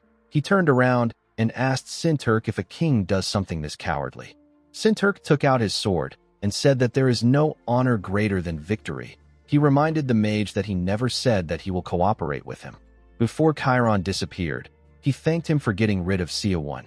The system announced that Sunturk killed Chiron with sword arts. Sunturk turned to the divine archer and told him that they are the only ones left. He glared at Zurikana when he remembered that the man was a nuisance for his army. He found it ironic that the divine archer ended up helping him. Zurikana smiled and told the king that it is too early for him to say this. The king asked him about what he is talking about. The moment he said this, our boy appeared next to him and gave him a heavy punch. The attack broke his armor and sent him flying. He got slammed on a huge rock. Seowon struggled to catch his breath. He told Zurikana that they are the last two. The divine archer thought that our boy died to Sinturk's sword. He realized that it was a shadow clone. Seowon asked him to not talk. He asked the archer to come at him. With a smile on his face, Zurikana said that everyone has such impatient personalities. He told Seowon that he has a more pressing business with Sinturk. Sinturk called our boy a bastard. He told him that he is pissing him off with his antics. He stood up and broke the rest of his armor. He wondered about how our boy survived. He was certain that his sword stabbed Seowon. He commended our boy for destroying an armor made by a master smith of Kruzan. Seowon tore the torn clothes off his body. He told the king that he is also talking too much. He asked him if he is going to fight with the archer or they are going to fight him one at a time. Sinturk told our boy that he will regret making him give it his all. Immediately he said this. He disappeared in front of Seowon. Our boy was shocked to see how fast he was. Sinturk appeared next to him and stabbed him in his arm. He told Seowon that no one can go against his speed. He revealed to him that he is targeting his ligaments. He told him that he won't be able to use this arm again. Sinturk believed that Seowon needed both hands to use his other skills. Seowon could not comprehend what was happening. He thought that Sinturk was a strength-type character. The king moved so fast that he couldn't even feel his energy. Our boy grit his teeth and told himself that he cannot lose like this. He said that he worked too hard to get to this point. Seowon decided to trust the inner energy within him. He used his other hand to break Sinturk's sword in half. The king was shocked to see what Seowon did to his rapier. Our boy took out the blade in his arm and used the black star chi palms to fire it at Sinturk at a crazy speed. The king was able to dodge it, but it left a scratch on his face. He was shocked to see that Seowon injured his face. Our boy took out a healing scroll and tore it to heal his arm. Sinturk asked him if he is going to struggle until the end. He activated a skill known as Aura Blade and created a blade with his energy. He told Seowon that he acknowledges him since he made him use his Aura Blade. Since his arm was now healed up, our boy decided to use a skill. He put his hands together and activated his Shadow Clone skill. He released all his inner energy. He was able to create several clones. Sinturk told our boy that he is using some annoying tricks. He said that the winner will always be him. Seowon called him a fraud and asked him to brace himself because he has gotten serious. Zurikana hoped that one of them would die now. He wanted to finish the match quickly. Sinturk asked Seowon to stop talking. He asked him to come at him. Although he said this, Sinturk was actually worried. His Aura Blade's maximum duration is 2 minutes. He needed to finish the fight within this time. Even though Seowon was confident, he knew that his inner energy was almost depleted. He knew that he had to end the fight immediately. Our boy and his clones charged at the king from all angles. Sinturk swung his sword at the clone in front of him. The clone dodged his attack. Before he could react, Seowon hit him in his back. Sinturk called our boy a slippery bastard. He turned around and swung his sword at him. He destroyed Seowon. The king noticed that he didn't feel his attack connect. He realized that he killed a clone. He turned around and decided to cut all the clones down without caring about finding the real one. Immediately he thought of this. Seowon hit his head. Blood gushed out of Sinturk's mouth. The king did not expect the attack. It made him lose balance a bit. He quickly took a look at Seowon. He wondered if he was looking at the real body. Our boy asked him if he likes the punch from the slippery bastard. He advised Sinturk to stop trying to find his real body. He revealed to him that clones created by his technique can use the same attacks as him, and they are as good as the original. He assured Sinturk that he won't be able to tell the difference. The moment he said this, 2 more clones jumped and charged at Sinturk with the piercing fist. Sinturk quickly jumped back to dodge the attack.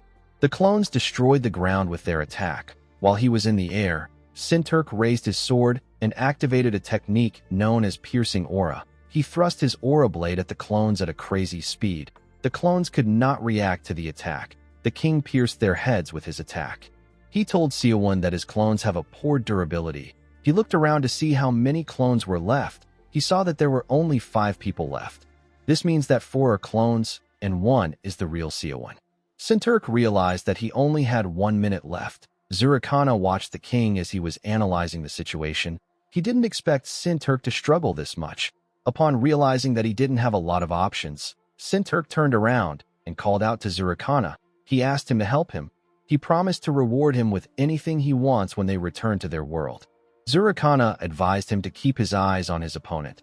The king quickly turned around. Seowon appeared in front of him. Sinturk attacked him with his piercing aura. Our boy dodged it and attacked the man with a technique known as the undefeated palm strike. Sinturk managed to block the attack with his aura blade. The attack created powerful waves. Sinturk only got pushed back. Seowon could not believe that he actually blocked it. Sinturk was happy to see that our boy was close to him. He told him that he has got him. He pierced our boy's chest with his sword. Seowon acted like he was shocked. The clone smiled as he faded away. Sinturk was shocked to see that this was also a clone. He believed that our boy has been toying with him since. He laughed and said that this was humiliating. With a look of anger on his face, he told Seowon that he doesn't care about winning anymore. He assured him that he will tear him apart with everything he has. Zurikana smiled when he saw this. He realized that the king of madness has awakened. Sinturk gathered his mana and took a stance. He asked Seowon to dodge this attack if he can. The moment he said this, he pierced through 2 clones at a crazy speed. The clones couldn't even react. There were now 2 bodies left. One was a clone, and the other was the real body. Seowon and his clone charged at the king. One of them attacked him with the piercing fist, but he dodged the attack. The other body attacked him from the side. He gave Sinturk a heavy punch in his stomach. The king spat out a large amount of blood. Seowon was relieved to see that his attack connected. Before he could do anything, he got stabbed in the head by Sinturk. Since there was no real sensation in his hand, Sinturk could tell that this body was also a clone. He took out his sword and turned to the last body. He believed that this was the real Seowon. He pointed his sword at our boy. He told him that he will end the fight in a single strike. Seowon didn't say anything to him. He charged at the king. He gave him a heavy kick in his arm. This pushed Sinturk's sword back. The king told Seowon that he is pretty good at hand-to-hand combat. He charged at him and asked him to block his next attack. He activated a technique known as Aura Blade Lightning Form. His Aura Blade grew bigger and brighter. It fired lightning from its body. Sinturk swung this Aura Blade at Seowon. Our boy's leg got caught up in the attack. He grit his teeth to endure the pain. Sinturk smiled when he saw this. Seowon fell to the ground and screamed out in pain. He raised his head up and asked Sinturk to wait. He told him that Zurikana will be the only one benefiting from this. Before Seowon could say anything else, Sinturk stabbed him in his chest with his aura blade. He pressed the blade into his chest. Immediately he did this, his skill got released. The king was relieved to see that the fight ended within the skill's duration. He knew that he would have lost if he was a little slower. The moment he thought of this, Sinturk took a look at his sword. He realized something odd. He realized that he never felt as if he hit a real body. Immediately he thought of this. Our boy appeared behind him and crushed his head. The system announced that he killed Sinturk with his wrists. Seowon took a look at the chest that appeared. He knew that he would have lost if he hadn't worn the man down with his clones. Zurikana smiled and told Seowon that he never expected him to actually beat Sinturk. He raised his bow and thanked our boy for defeating the king. He said that Sinturk was difficult to deal with. The divine archer smiled when he realized that Sinturk's obsessive competitiveness made him give his all against someone like Seowon, and it made our boy use up everything in his battle against him. He told Seowon that he will grant him the honor he deserves for his valiant struggle. Immediately he said this. He fired his arrow at our boy. Seowon was shocked to see the arrow coming towards him. Before Zurikana fired his arrow at our boy, he absorbed Sinturk's life chi. Seowon was surprised to feel the crazy amount of life chi that the king had. Of course, it couldn't be compared to what he got from Sagwon. Seowon believes that he might be able to take on Zurikana with his current strength. The moment he thought of this, our boy saw Zurikana's arrow coming towards him. He dodged the arrow and activated his shadow clone technique. His clones charged at the divine archer. Zurikana wasn't fazed by the clones. He smiled and fired his arrow at one of the bodies. Surprisingly, the body the arrow hit began to bleed. The arrow hit Seowon in his leg. Our boy fell to the ground, and the clones disappeared. Zurikana moved to the ground with him. He told Seowon that he has to make sure he can't escape this time. Our boy screamed when he heard this. While he was screaming, Zurikana fired an arrow into his hand. This made Seowon scream out in pain. Zurikana fired another arrow into his other hand.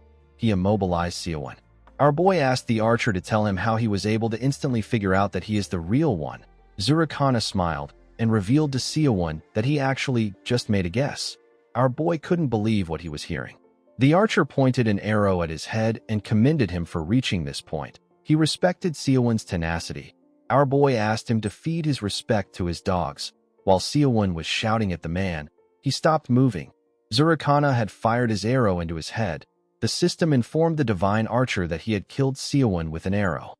Our boy's body dissipated and a chest appeared before the archer.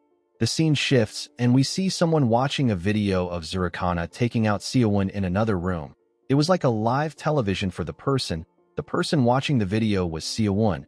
His body was transferred to another room after he died. The system informed him that Cloyd's survival has ended. Our boy could not believe that someone stole his prize after he worked for it. He didn't really feel bad because he also took Sagwong when he was defenseless. The system congratulated him for making it into the top 2. It informed him that he has earned a right to participate in the next game. Our boy was surprised to hear that there will be another game. While he was looking around, the system summoned the items he acquired in the game. It revealed to him that he earned a total of 140 reward coins. The system explained to him that he can take the items he obtained by spending his reward coins. The items are worth different amounts. For instance, the Ring of Strength cost 20 coins and Cameron's necklace cost 3 coins. Seowon realized that he picked up a lot of things. When he touched the Shadow Clone manual, he saw that it cost 130 coins. Our boy could not believe his eyes. The item cost him almost all his coins. The system revealed to him that the top 5 survivors get a chance to spin a roulette and win a random reward. Since Seowon placed second in the game, he was given 2 chances to spin. Our boy hoped that he could get his cloak or the Shadow Clone manual. This would save him a lot of money. It would be a huge win for him. He quickly raised his head to see the roulette. The roulette began to spin and showcase items at a crazy speed. Seowon quickly asked it to stop. Unfortunately for him, it stopped at an item he didn't really care about. It stopped at Escrow's necklace. Our boy couldn't believe his eyes. He could not believe that the roulette stopped at the cheapest item. He never expected that he would receive this garbage after acquiring a lot of items. Our boy recalled that he still had one more chance. He turned to the roulette and watched it spin at a crazy speed. Before asking it to stop, our boy begged God, Buddha, and Jesus. He asked them to help him out. Immediately he did this. He asked the roulette to stop. The roulette slowly moved from Subspace Ring to Black Star Chi Palms. Fortunately for him, it landed on Shadow Clone. Seowon could not believe his eyes. He did not think that his prayer would be answered. He was excited to see that he got the most expensive item in his loot. He now had the chance to obtain other items without worry. The system presented the items he won to him. It informed him that he can use his coins to purchase additional items. Once he is done, he will be automatically transferred to the real world. Seowon looked around. He decided to start shopping for the right items. Although he was able to save a large amount of coins by winning the Shadow Clone manual, there were still too many tempting items among the loot. This made Seowon spend a lot of time choosing the items he wanted. He had to make a few compromises and wrap up his shopping. When he was done shopping, the system wished him the best of luck for the next game. Immediately it did this. A bright light shined in front of Seowon. He got sent back to reality in an instant. Seowon looked around to see if he was really back. He quickly looked at his hand. He saw the subspace ring he used in Cloyd's survival. When Seowon wore the ring, he became convinced that everything that happened wasn't a dream. He picked up his bag from the ground and walked out of the alley. Seowon's first game has now come to an end. Although it didn't seem like he changed much on the outside, our boy could feel a massive change taking place. He realized that his exam was no longer his concern. He took a look at his subspace ring, which he bought for 30 coins. He recalled that another game was going to be taking place. Our boy knew that he had to hurry and get ready for the second one. He promised himself that he is going to get first place in the next game no matter what. Seowon's parents got him a studio apartment near school so that he could return to classes. Seowon was originally supposed to study and prepare to return to the university. However, he now had to change his priorities. He needed to grow stronger with the items he brought back from the game. He didn't want to be a newbie in the next game. He went into his house and dropped his bag on his chair. He sat down in a lotus position and began to meditate. He could feel that his energy core was empty. He wondered if he used up all his inner energy in the final battle, since he couldn't kill anyone here. Seowon decided to cultivate his energy the way the elder taught him. He wanted to recover his inner energy. While meditating, Seowon remembered what the elder said to him. The old man explained to him that it is normal for people to accumulate inner energy through cultivation. He told him that he simply has to focus on his energy core. Once it is formed, he will be able to naturally gather energy over time. This method of acquiring energy is not as fast as absorbing vitality through the white martial physique arts. However, it is possible for Seowon to reach mastery if he makes cultivation a habit.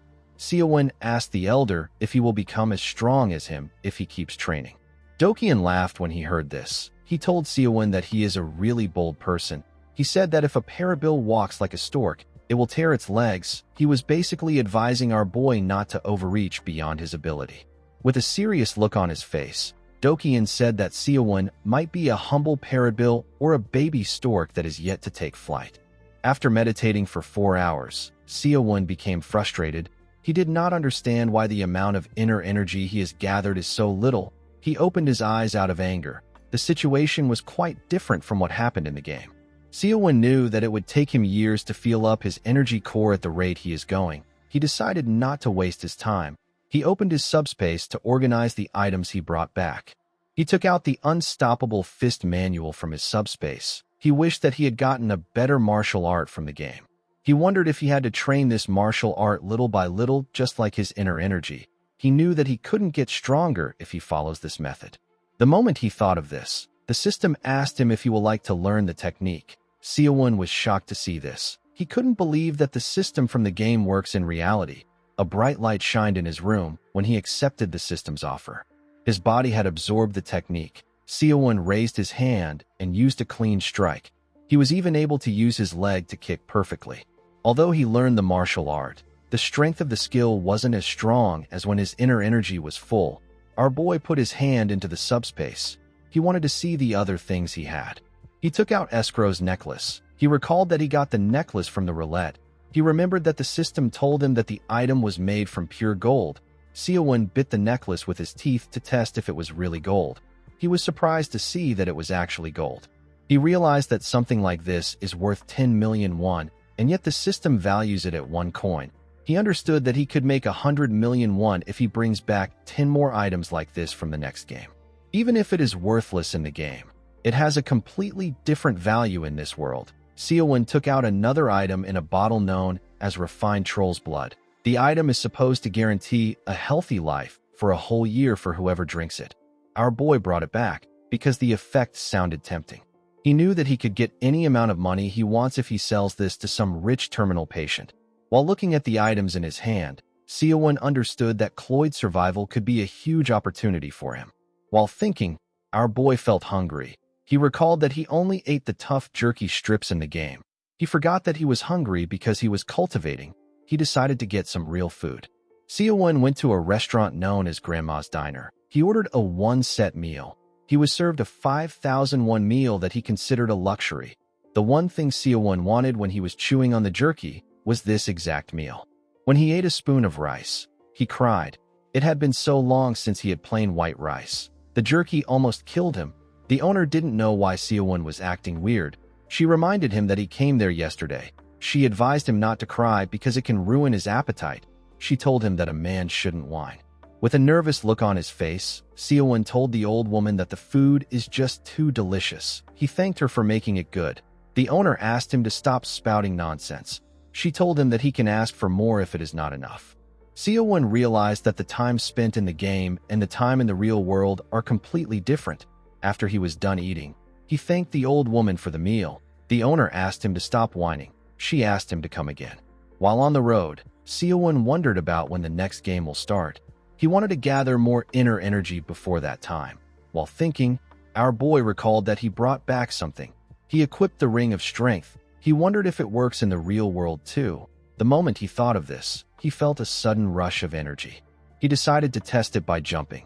When he went up, he destroyed the ground with his legs. He even reached the roof of the building.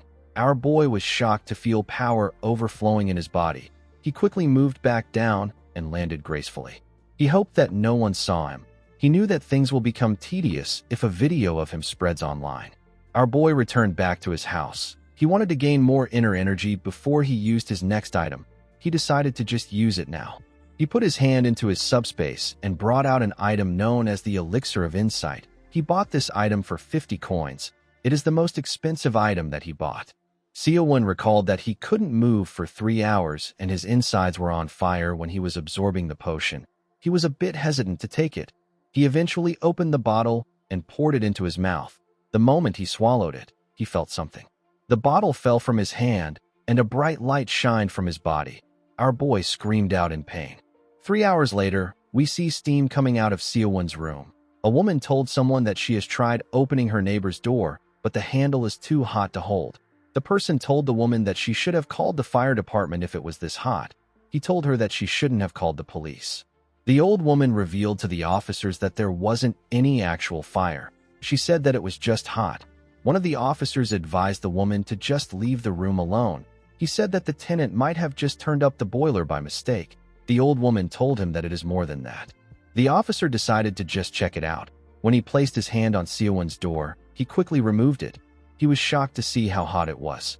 The man and his colleague stepped back. The man asked if there is anyone inside.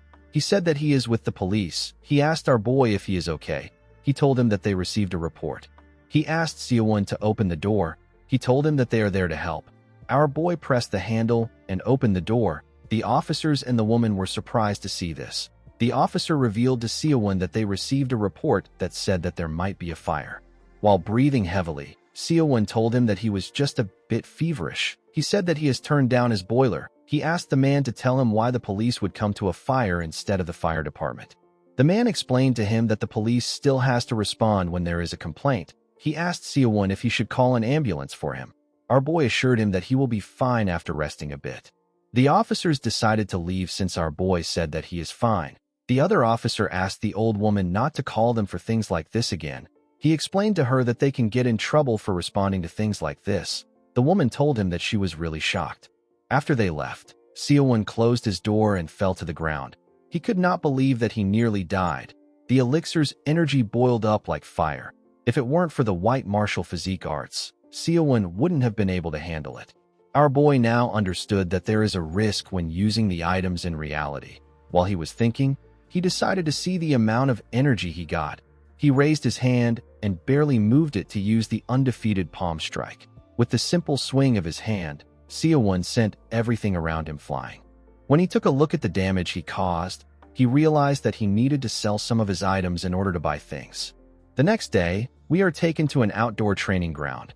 We see Seo-won hanging upside down on a pull-up bar. In order to polish the unstoppable fist beyond his current level, our boy needed to do physical training. He came to this training ground to train, but it turns out that it is too crowded during the day.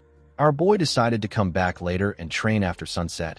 While he was on the bar, he saw something weird. He saw high school delinquents. He recalled that there is actually a high school just down the mountain. A girl standing next to the kid smoking a cigarette referred to him as Dongjun and asked him if Minshik really said that he is meeting them. Dongjun called her a crazy bitch and asked her to stop questioning him. Immediately he said this. Someone told the boy that this mountain is a non-smoking area.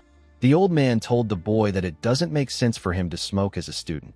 The boy said that even his parents don't say anything about his smoking. He asked the old man to mind his own business. The old man told him that his parents failed to raise him properly.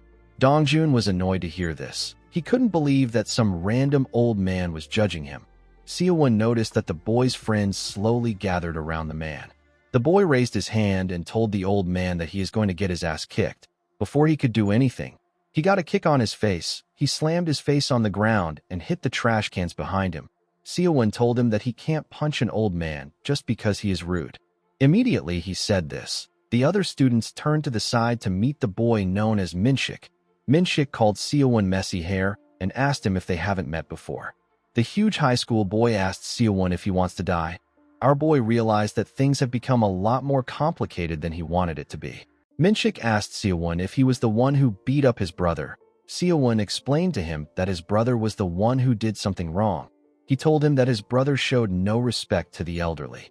He explained to him that a high schooler shouldn't smoke in public if they don't want to get in serious trouble. He told Minshik that he needs to educate his younger brother properly. He told him that he had no choice but to go overboard. He said that he couldn't allow Dongjun to hit the old man. The moment he said this, Seowon dodged Minshik's punch. He clenched his fist and attacked the boy with the piercing fist. The attack sent him flying. The boy fell to the ground and spat out some blood. Seowon was shocked to see this. He realized that he failed to control his strength properly. The other students were surprised to see what our boy did. Seowon watched Minshik get up. The boy took out a pocket knife. He asked our boy where a freak like him crawled out from. With a look of anger on his face, he called Seowon a bastard and told him that he will kill him. Seowon realized that both the older and younger brother are out of control. Minshik moved close to him and swung his knife at him. He asked him to die. Our boy easily dodged the attack by moving to the side. Minshik swung his knife at him again. The longer our boy fought, the more he understood his situation. Fighting ordinary people had become too easy for him. Seowon went down and kicked the boy's leg. This made him lose balance. Our boy gathered his energy in his hands. He knew that he had to control his strength in order to avoid killing the idiot. He decided to just use 50% of his strength. He used the undefeated palm strike to hit the boy. The attack sent Minshik flying. The boy spat out some blood and hit his body on a tree. The other people in the training ground quickly took out their phones and took a picture of Minshik. Seowon was shocked to see the power of his attack. This wasn't what he wanted to happen. He decided to blame Minshik. He told the boy that his acting is too dramatic. He asked him if he is an action movie actor. He turned around and advised the boys to quit smoking and respect their elders. He asked them not to walk around with dangerous things like knives. After saying this, our boy ran. Dongjun's friends moved close to him and tried to wake him up. Everyone else was busy taking a picture. As he ran down the mountain, Seowon wondered why he thought of showing off his strength to an ordinary person. He knew that his life would have been over if Minshik had died. He understood that he had to properly train in order to learn how to control his abilities. A month later, we see Seowon circulating his energy in his apartment. While he was circulating his energy, he heard his phone ringing. It was a call from his mom. His mother asked him if he has eaten. Seowon told her that he has. She told him that she called because he wasn't replying to her texts. She asked him if he isn't sick. She also asked him about how the new academy is. Seowon told his mother that the academy is manageable. He couldn't tell her that he was practicing martial arts instead of studying. He asked her about how his father's new delivery job is going. His mother revealed to him that his father got into a car accident. Our boy was shocked to hear this. He asked her about how it happened. His mother revealed to him that it happened while he was making deliveries. A car ran past a red light and hit him really hard. With tears in her eyes, his mother told him that she is worried because the surgery costs a lot of money. She was aware that she hasn't been giving her son enough allowance. She told him that she feels bad for what she wants to ask. She asked Seowon if he still has some money left from his allowance. Seowon put his hand into the portal and asked her about how much the surgery costs. His mother told him that it costs 2 million won. Our boy took out Escrow's necklace when he heard this. He asked his mom not to worry too much. He said that he might have a solution. He asked her if she is doing fine. His mom told him that she is fine. She apologized to her son for disturbing him when he is already busy studying. Seowon assured her that it is fine. He told her that he will call her back later. He picked up a bag and put something inside. He quickly went outside. Our boy's parents spent their lives bouncing from one rented apartment to another. His father worked harder than anyone he knew, but his income shrank as he aged. His job was easily replaceable, so he changed workplace often. Seowon cried when he realized that he was just a classic freeloading child from a poor family. He called himself a hopeless burden with no future. He told himself that he will no longer live like this. He put himself together and went into a luxury store. He showed the attendant Escrow's necklace and asked her to tell him how much he can sell it for. The woman said that the craftsmanship is excellent. She could tell that it wasn't a local item. Seowon told her that it is an item that has been in his family for 5 generations. The woman said that the styling is definitely not from modern times. Seowon asked her to tell him how much it is worth. The attendant explained to him that the piece can be worth more than its gold content. She asked him if he is certain that he wants to sell it. Our boy assured her that he is aware that it isn't something he should sell. He explained to her that his father needs the money for emergency surgery. The woman knew that Seowon wouldn't have a certificate of authenticity for an item that is considered a heritage. Our boy told her that the situation is urgent. A while later, we see Seowon step out of the store. He quickly opened his phone to see the amount in his bank. He did not expect the price of gold to have gone up this much. Even after he gives his mom the money, there was still enough for him to use for a while. Seowon looked into the store to see the woman. He saw that she was quite excited. He realized that he might have undersold the item. It didn't really matter to him because he needed some quick cash. Our boy knew that he had to find better ways to sell the items he brings back. He walked forward. He decided to send the money to his mom. After sending the money, he called her to inform her that he has sent it. His mother asked him about where he got this amount of money. She asked him if he took out a loan. She told him that she can't spend the money knowing that it is a loan. Seowon told her that he can't get a loan when he doesn't have a proper full-time job. He told her that it is simply the money he saved up from his part-time job in the army. His mother told him that she is really sorry. Seowon asked her not to worry about him. He said that he will visit the hospital soon. His mother thanked him for his help. Our boy got on a train and stood. While he was standing, he heard some students saying that something is fake. One of them said that it is obviously CGI. He asked his friend if he believes in things like this. His friend said that the video looks like it was filmed in secret. In the video, a man wearing a suit mentioned something about escrow's flame. Seowon recognized these words. When he looked at the student's phone, he saw the man shoot out fire from his hand. Seowon couldn't believe his eyes. Other people who watched the video for the first time wouldn't understand what is going on, but Seowon knew that this was a spell from Cloyd's survival. Our boy couldn't believe that he wasn't the only person in Korea who took part in the game. While the students were watching the video, it got deleted.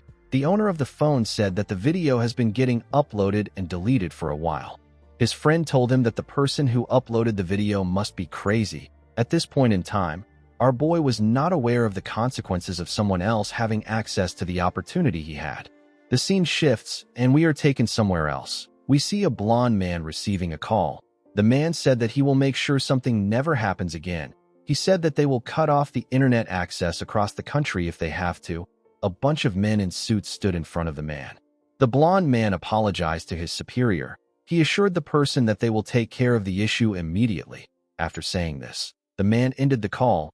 He turned to one of his subordinates and told him that he heard that the person who uploaded the video is Korean.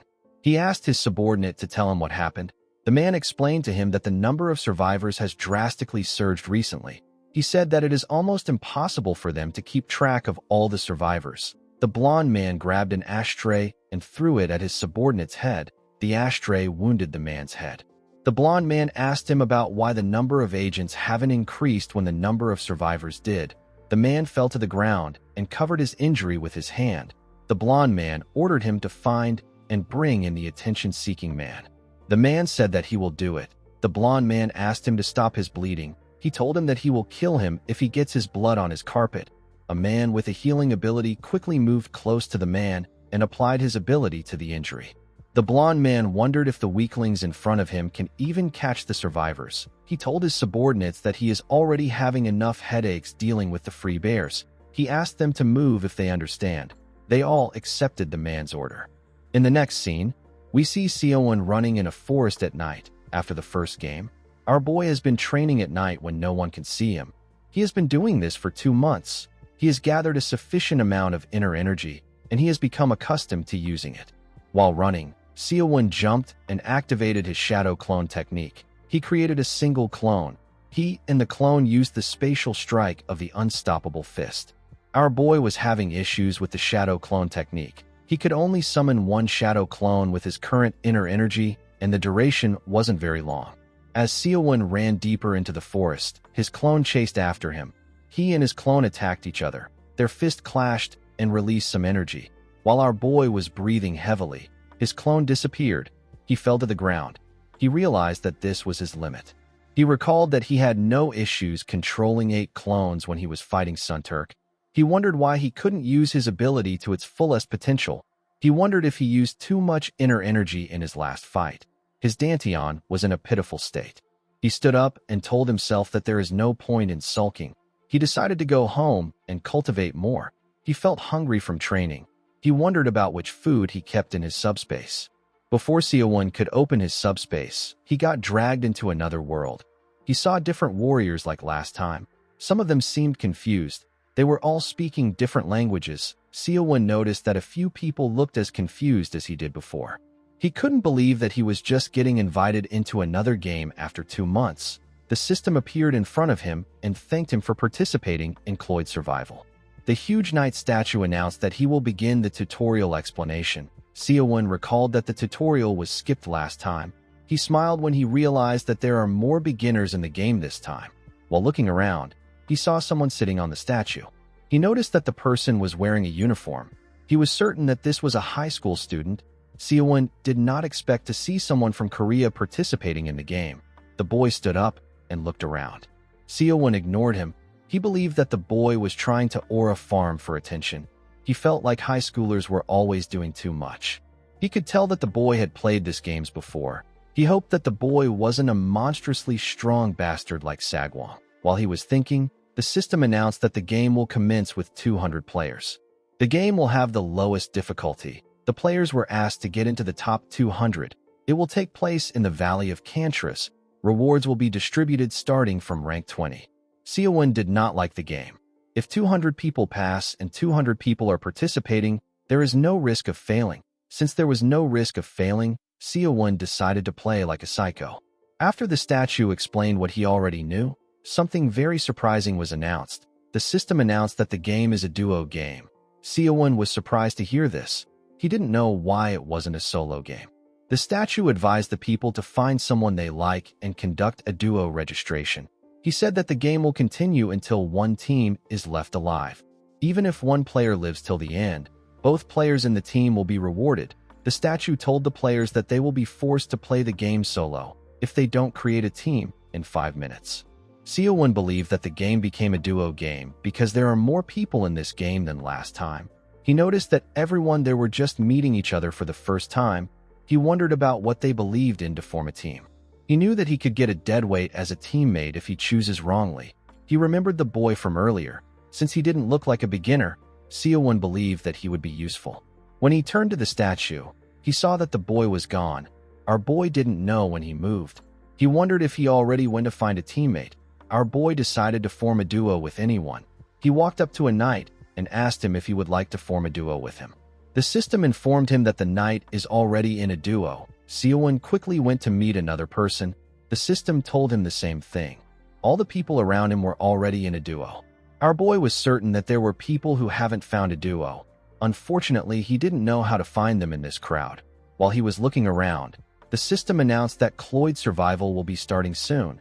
Since he didn't have any time left, Seo-won decided to kill any solo or duo players he finds. Immediately he thought of this. He moved to the sky. The system announced that day 1 of the duo game has began. Each participant moved through the sky. Seo-won noticed that there were scattered villages around the valley. He felt like this was a good place to farm. He quickly asked the system to descend. He wanted to land first and take out anyone who comes down after him. Immediately he landed on the ground. He turned around. He saw 3 different teams land in the village. Seo-won quickly ran towards their direction. After the first game ended, our boy replayed everything in his head over and over again. He also did countless mental simulations for the second game. All he needed to do was to execute what he planned. Inside the forest, we see a mage land on the ground. The mage was a beginner. He didn't know what was happening. He felt nauseous from landing on the ground. He wondered where his teammate, whose name is James, landed in. Immediately he thought of this. Seo-won appeared behind him. Before he could attack the mage, he sensed his presence. The mage quickly used a shield to block our boy's spatial strike. The mage was shocked to see Seo-won. He asked our boy about why he is attacking him. Our boy said that one is down. Immediately he said this. He attacked the mage with a technique known as bone shatter. His punch crushed the man's body. The mage spat out some blood and fell to the ground. The system informed him that his opponent has been knocked out. It asked him to finish him off with a final strike before his teammate revives him. Seo-won did not expect duo games to have this kinds of settings. He placed his leg on the mage's head. Immediately he crushed his head. He sensed something. Our boy quickly turned around. He saw a knight charging towards him with his huge spear. Seo-won quickly moved to the side to dodge the spear. The man hit him with his shield. Our boy wondered if this man is the mage's teammate. He quickly moved back. The knight asked him if he was the one who killed his comrade. Seo-won could tell that the man specialized in close combat. Due to the nature of the unstoppable fist which relies on bare hands, the most important thing to consider is how to deal with opponents armed with bows, spears, and swords. In reality, there is no way to face such weapons. Our boy has only practiced his techniques through image training. He became excited when he realized that he can try it out in the game. He even began to smile. He stood up and said that the match will be fun. The moment he said this, the knight ran towards him with a technique called charge. Seo-won clenched his fist and thrust his hand at the knight's spear. Before his hand could touch the spear, our boy opened his fist and gently pushed the spear to the side. Before he could reach the knight, he moved his spear close to him. Seo-won was surprised to see this. He quickly raised his hand to block the attack. The knight's spear bounced off his elbow. Our boy was surprised to see that the knight closed the distance and shifted the trajectory of his attack. He noticed that the knight's chest was open. He used his palm to hit the knight with the spatial strike technique. The attack destroyed the knight's armor and severely damaged his chest. Before the knight could recover, Seo-won grabbed his head and gave him a kick in the face. The kick destroyed his helmet and sent him flying. He got pushed into the village. The knight fell to the ground and lost consciousness. Seo-won placed his leg on his head and crushed his head. He had now taken out one team. The man released a lot of life chi when he died. No matter how much our boy cultivates, absorbing life chi was simply a much faster way to get stronger.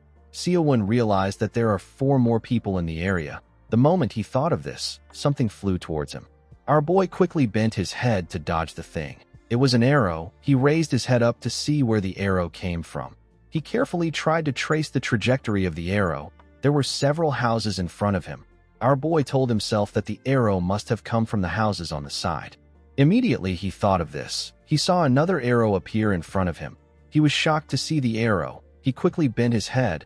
Unfortunately, the arrow left a cut on his face and made him spill some blood. Our boy wondered if the arrows were going to keep coming at him. The moment he thought of this, the archer fired more arrows at him. Seo-won dodged the arrows and ran. He ran into the woods. Since the archer was this accurate despite being far away from him, Seo-won wondered if it was Zurikana. He quickly deduced that this archer is not as strong as the elf. He wondered if the person is attacking alone or if their teammate is also chasing after him. He turned around and jumped into a house from the back. He wanted to figure out the archer's position. He believed that the archer's teammate will show up if he catches him. He went up on the roof to get a better view. If it were the previous game, Seo-won would be hiding in each house in order to farm, but now that he set his sight on life chi, his enemies have become nothing more than fuel for him to absorb. While he was running, he saw something coming at him. 3 arrows were coming at him at the same time. One of them pierced through his head. Seo-won couldn't believe his eyes. Fortunately, it was just a clone. The clone disappeared in the air.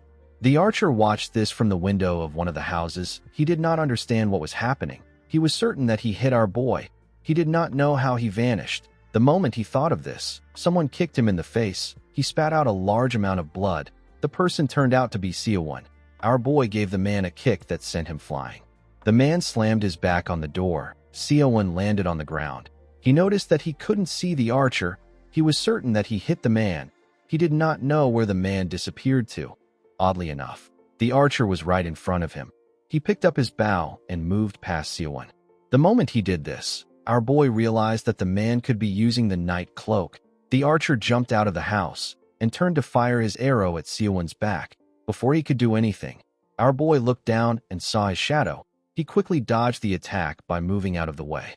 The archer moved towards the ground. Seo-won realized that the man got behind him and escaped through the window. The archer glared at him when he landed on the ground. He quickly began to run. He entered the sunlight and became visible. Seo-won told him that he cannot escape easily.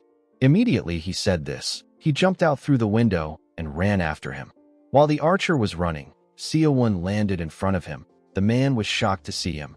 Our boy told him that he made a mistake by coming at him in broad daylight with the cloak. He told the archer that he could have reached the top if he just hid with the item. He asked the man to die and give the cloak to him. The moment he said this, an elf appeared and told him that he has said enough. The elf took out his daggers and apologized to the archer. He said that he chased after Seowon, but he couldn't catch up to him. He said that our boy is faster than he looks. The archer told the man that he is supposed to protect him at all costs as his ally. The elf told his teammate that he didn't see Seowon's teammate. The archer told him that he doesn't care. He said that they need to kill our boy. Seowon realized that he should have killed the archer quickly and taken out the other man. Now he had to face the two of them at the same time. He smiled when he realized that he made a mistake. He recalled that he is the one who actually has more numbers on his side. Immediately he thought of this. The elf charged at him. The archer also fired an arrow at him. Seowon dodged the arrow. It moved towards the elf. The elf quickly used his daggers to block the arrow. Seowon put his hands together to create something. He then ran into an alley. The archer called him a slippery bastard. He fired 3 arrows at our boy. The arrows hit Seowon in his back. The archer smiled and said that our boy got shot by a talented archer. He said that he never misses. While he and the elf were looking at Seowon's body, we see the actual Seowon appear above them. The archer, whose name is Alex, said that he has finally gotten our boy. The moment he said this, our boy landed behind him. He told him that he is arrogant. The man was shocked to see him. He didn't understand how Seowon got behind him. Before he could turn around, Seowon used his hand to pierce through his chest. He squashed his heart and took out his hand. He told the man that his eyes can tell him that he is somewhere. This doesn't mean that he is actually there. The system informed him that he has taken out his opponent. It asked him to take out his teammate if he doesn't want him to resurrect him. The elf raised his dagger and told our boy that he uses strange magic. He believed that Seowon was an illusionist. Our boy smiled and said that he is simply a returning student. He told the elf that he has to take him down if he wants to save his ally. The elf charged at him when he heard this. He told Seowon that he will kill him and survive till the end. Our boy charged at him too. The elf swung his daggers at him with a technique known as double strike. Seowon thrust his fist at the elf with a technique known as counter.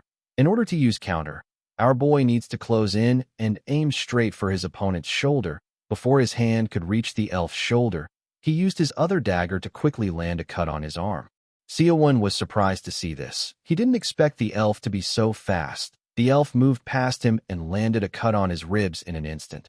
The move is called Bloody Rush. Our boy realized that a dagger is completely different from a spear. The cut that the elf gave him was quite deep.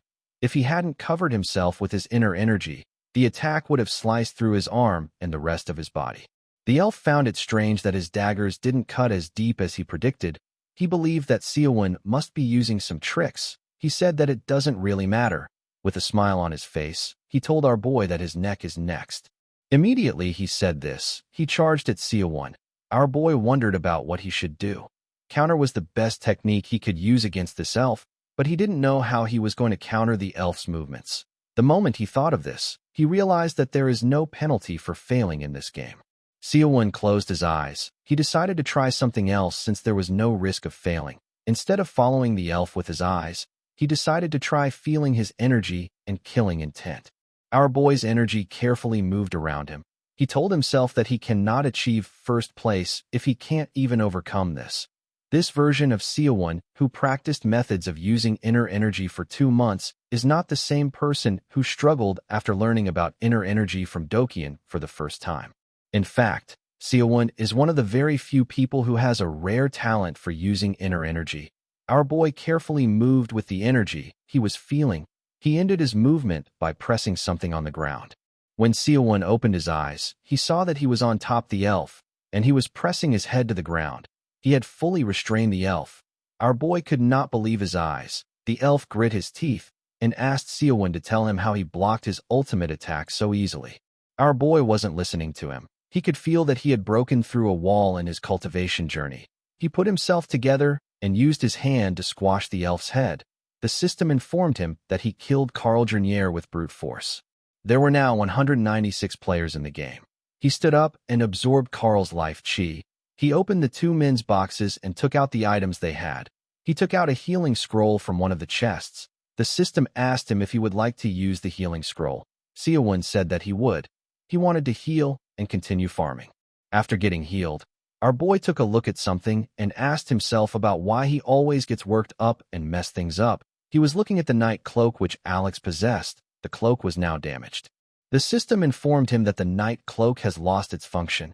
It told him that he needs a craftsman with special abilities or a special scroll to repair it. Seowon knew that it would have been easy for him to get to the top if the cloak wasn't damaged. He put the cloak into his subspace. He decided to look at the other items he got. He took out a longbow that belongs to Alex. The system informed him that the item is known as the lightning-struck cottonwood bow. It allows its user to shoot arrows containing faint lightning energy. Our boy recalled that he couldn't feel any lightning from the arrows the archer shot at him. He put the longbow away and took out a manual known as the multi-shoot skill book. The skill allows the user to shoot multiple arrows at once. Seowon realized that Alex wasn't originally an archer, he just learned how to shoot in the game. Our boy decided to try out the skill since he learned it. He took out the longbow and fired multiple arrows at a building with a single shot. Seowon realized that this longbow was much better than the crossbow he picked up in the last game. He knew that this longbow will be useful. Our boy recalled that there was one more team in this region. He decided to rest and farm before chasing after them. He went into a house to search for items. While looking around, Seowon wondered if there were only junk items there, because the place is filled with village houses. He wondered if he could find something similar to the night cloak. While thinking, he saw something through the window. He saw a watchtower at the center of the town. Our boy knew that these kinds of places are usually the best farming points. He quickly went to the tower and opened the door. Since the tower's door was closed, Seowon believed that no one has come there yet. He decided to start looking around. He quickly closed the door in order not to draw attention. While climbing the stairs, Seowon prayed that something good would come out. He wanted to get a night cloak or rings that increase his strength. When Seowon arrived at the top, he realized that there was nothing in the building. He punched the wall out of anger. Sometimes everything goes as planned in the game, and sometimes things just don't go well for Seowon. While he was fuming in anger, our boy saw a duo running around. He wondered if they had anything good on them. He knew that it will be difficult for him to face them alone if they have good items. He wondered about how he was going to deal with them. The moment he thought of this, he noticed something. He saw one of them pointing at the watchtower. Our boy realized that they were coming there. When they arrived at the door, the mage told his teammate, whose name is Kilroy, that the door was closed. He assured him that no one has been there. The first thing the mage found was a healing scroll. He said that this is a good omen. Seowon watched them from above. He didn't notice the healing scroll at the entrance because there was so much junk around. He didn't think that it would end up being a good bait. Our boy jumped down from the stairs. He believed that the team wasn't strong and their items were worthless because they were at the level of being excited by a healing scroll. With a smile on his face, he said that he has to strike first when he sees weaklings. The players noticed a shadow on the ground. Before they could react, Seowon landed in front of them. He quickly turned to the mage. He knew that the mage would have already started casting a barrier now if he is a little talented. He swung his hand at the mage. His attack was blocked by a barrier. His attack destroyed the barrier. The mage was shocked to see that Seowon attacked him. Our boy decided to end him with his next attack. The mage raised his hand and activated a spell known as Escrow's Flame. He fired his attack at Seowon. Our boy dodged the attack by jumping. The flames hit the mage's teammate. The huge man with an axe was annoyed by this. He asked the mage to tell him what he is doing. The mage told him that he was trying to hit Seowon. While Kilroy was trying to put out the fire, our boy landed behind him. The man and the mage turned to him. Kilroy asked the mage if Seowon is alone. The mage told him that our boy would have attacked with his teammate if he had won. Kilroy raised his axe and said that they can kill him. He swung his axe at our boy. Seowon easily dodged his axe. He carefully moved away from Kilroy. Kilroy was annoyed to see this. He told our boy that he will kill him. Immediately he said this. He made a huge swing. Seowon dodged the attack by jumping. Kilroy's axe hit his teammate. His axe hit the mage in his ribs. The mage asked the man about what he is doing. Kilroy became scared. He told the mage that he didn't do it on purpose. He told him that he was trying to attack our boy. The mage told him that he understands. He asked the man to take out the axe. Before the man could do anything, Seowon appeared behind the mage. He attacked his head with a technique known as Crushing Strike. The attack crushed the mage's head.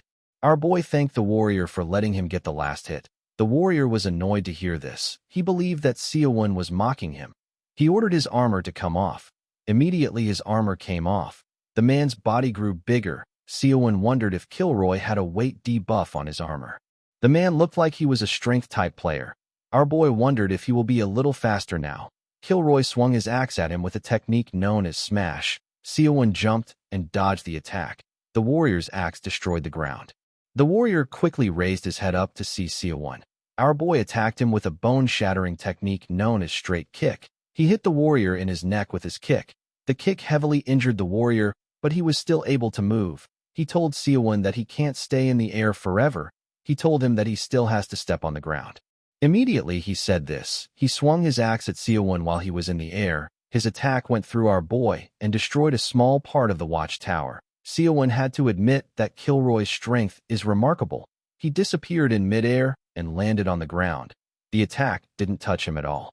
He asked Kilroy if he believes that he can catch him with just brute strength.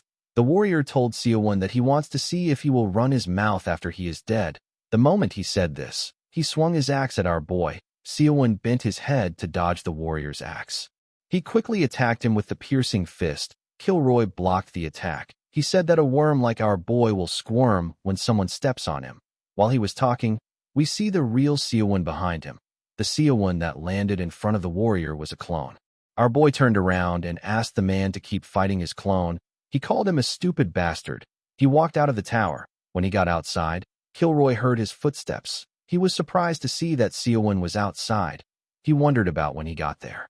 Our boy looked up. He saw that Kilroy had heavily damaged the building with his attacks. He raised his leg and asked the warrior if he isn't curious about what will happen if he does something.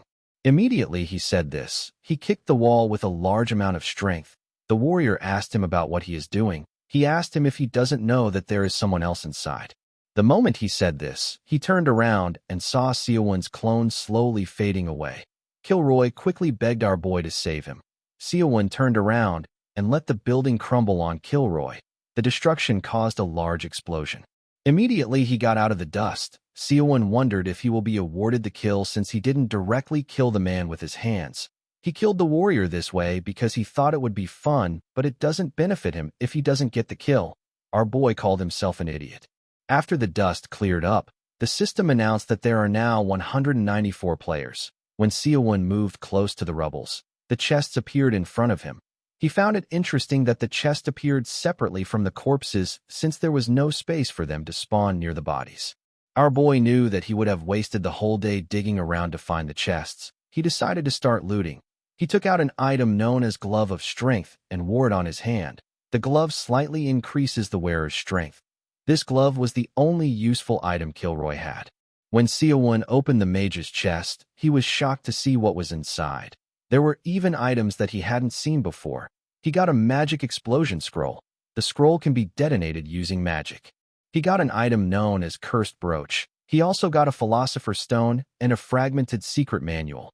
The manual's true name will be revealed once all 8 pieces are collected. After taking what he wanted, he decided to leave the area.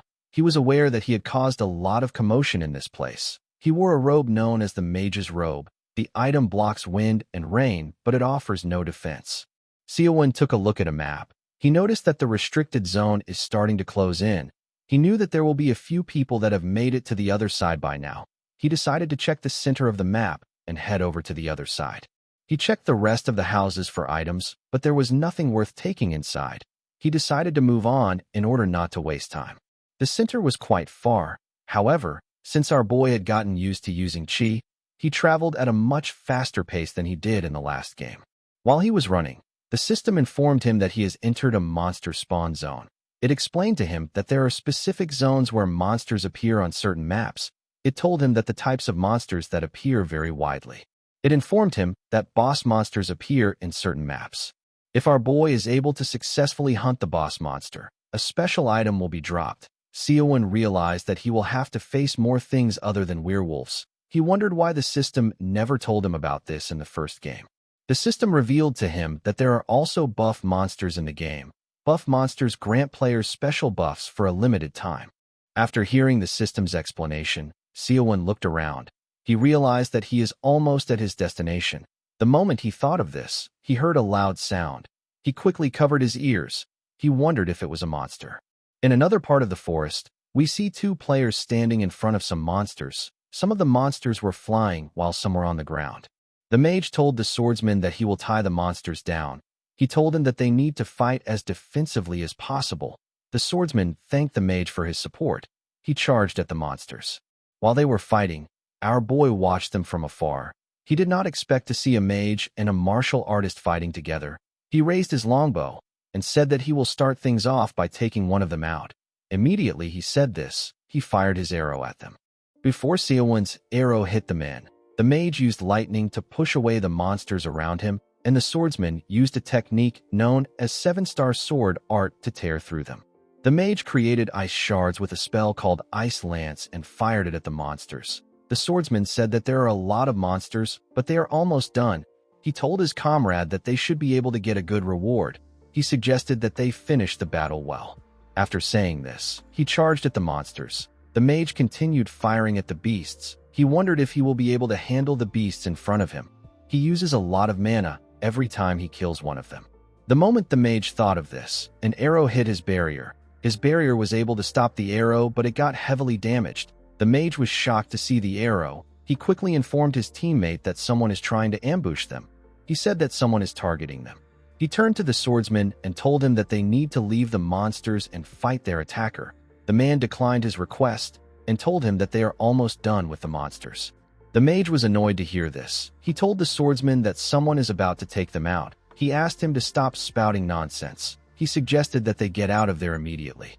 Seowon noticed that the men were having an internal conflict. He drew his longbow and conjured 3 arrows. He decided to provoke the men a little more.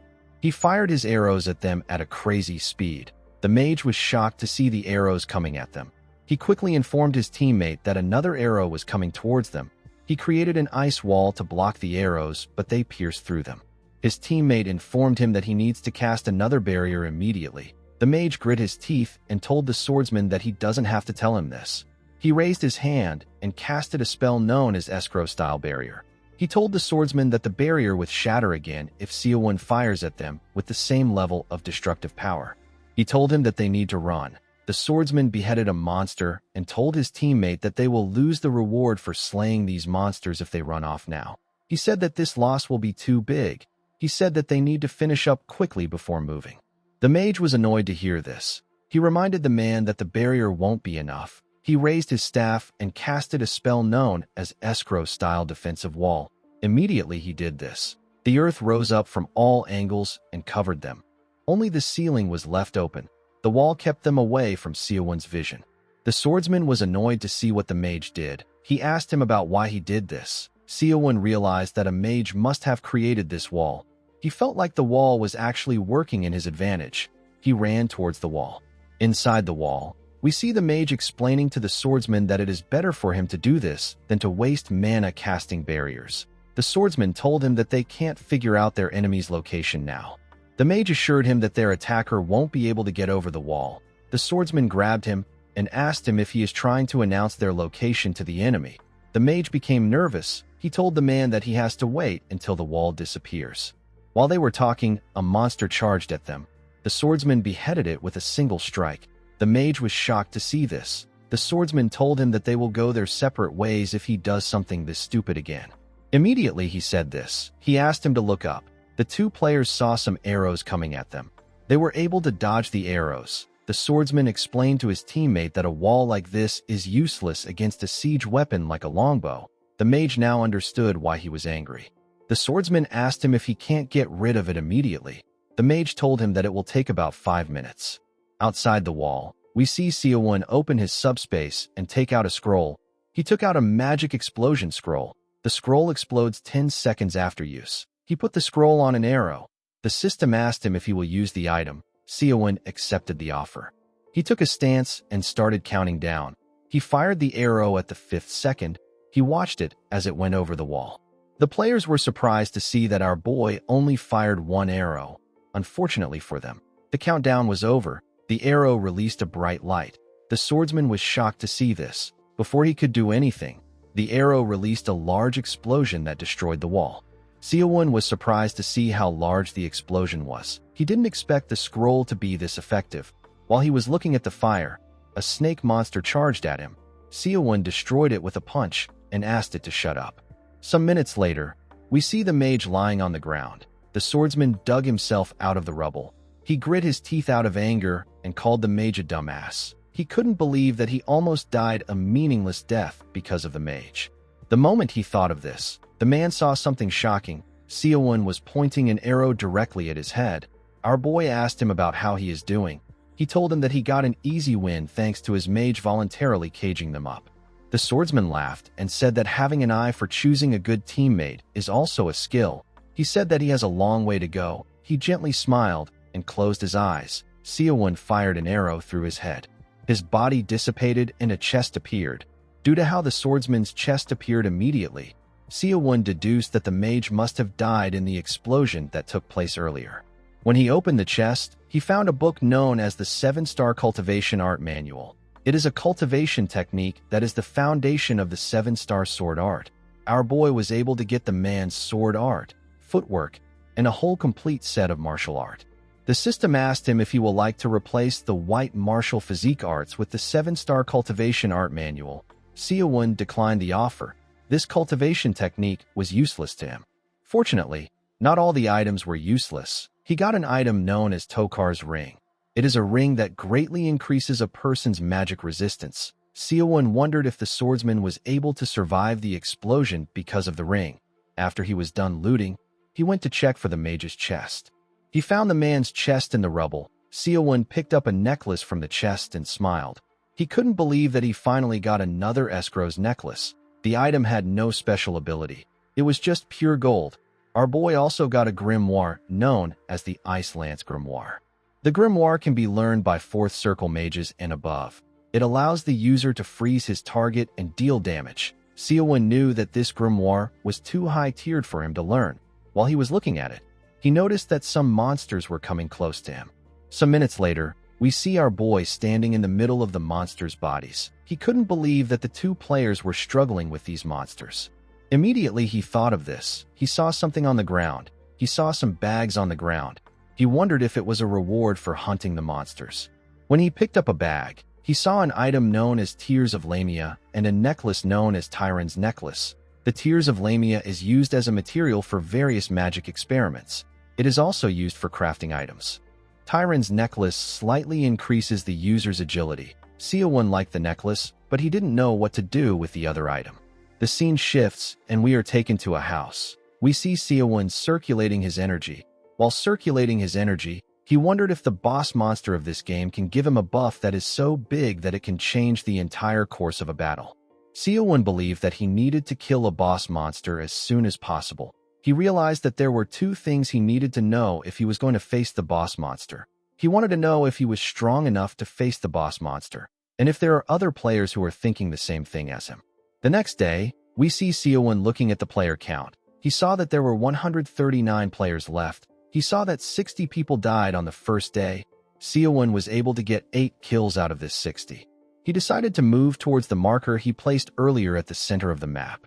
As he walked through a desert, Seowon recalled that the weather in the first game was quite nice. He wondered why it was so hot in this place. He wondered if he should have waited for the sun to set before he started moving. The moment he thought of this, Seowon saw the shadow of a bird above him. He quickly raised his head up to see the bird. He saw it carrying a box. Seowon realized that this must be a supply drop. The bird flew forward and let go of the box. Our boy quickly ran towards it. When he got close to the chest, he placed his hand on it. The system informed him that he has found a Cloyd survival supply drop. It explained to him that his location will be revealed every 30 minutes by a red light if he takes the treasure. This will happen for 6 hours. It asked Seowon if he will like to open the chest. Our boy accepted the offer. He decided to take the gamble since there was no risk of failing in this match. When Seowon opened the chest, he saw something shocking inside. Guys, we have come to the end of our video. If you guys want more of this recap, let me know in the comments section. Don't forget to like and smash that subscribe button for more recaps. See you guys later.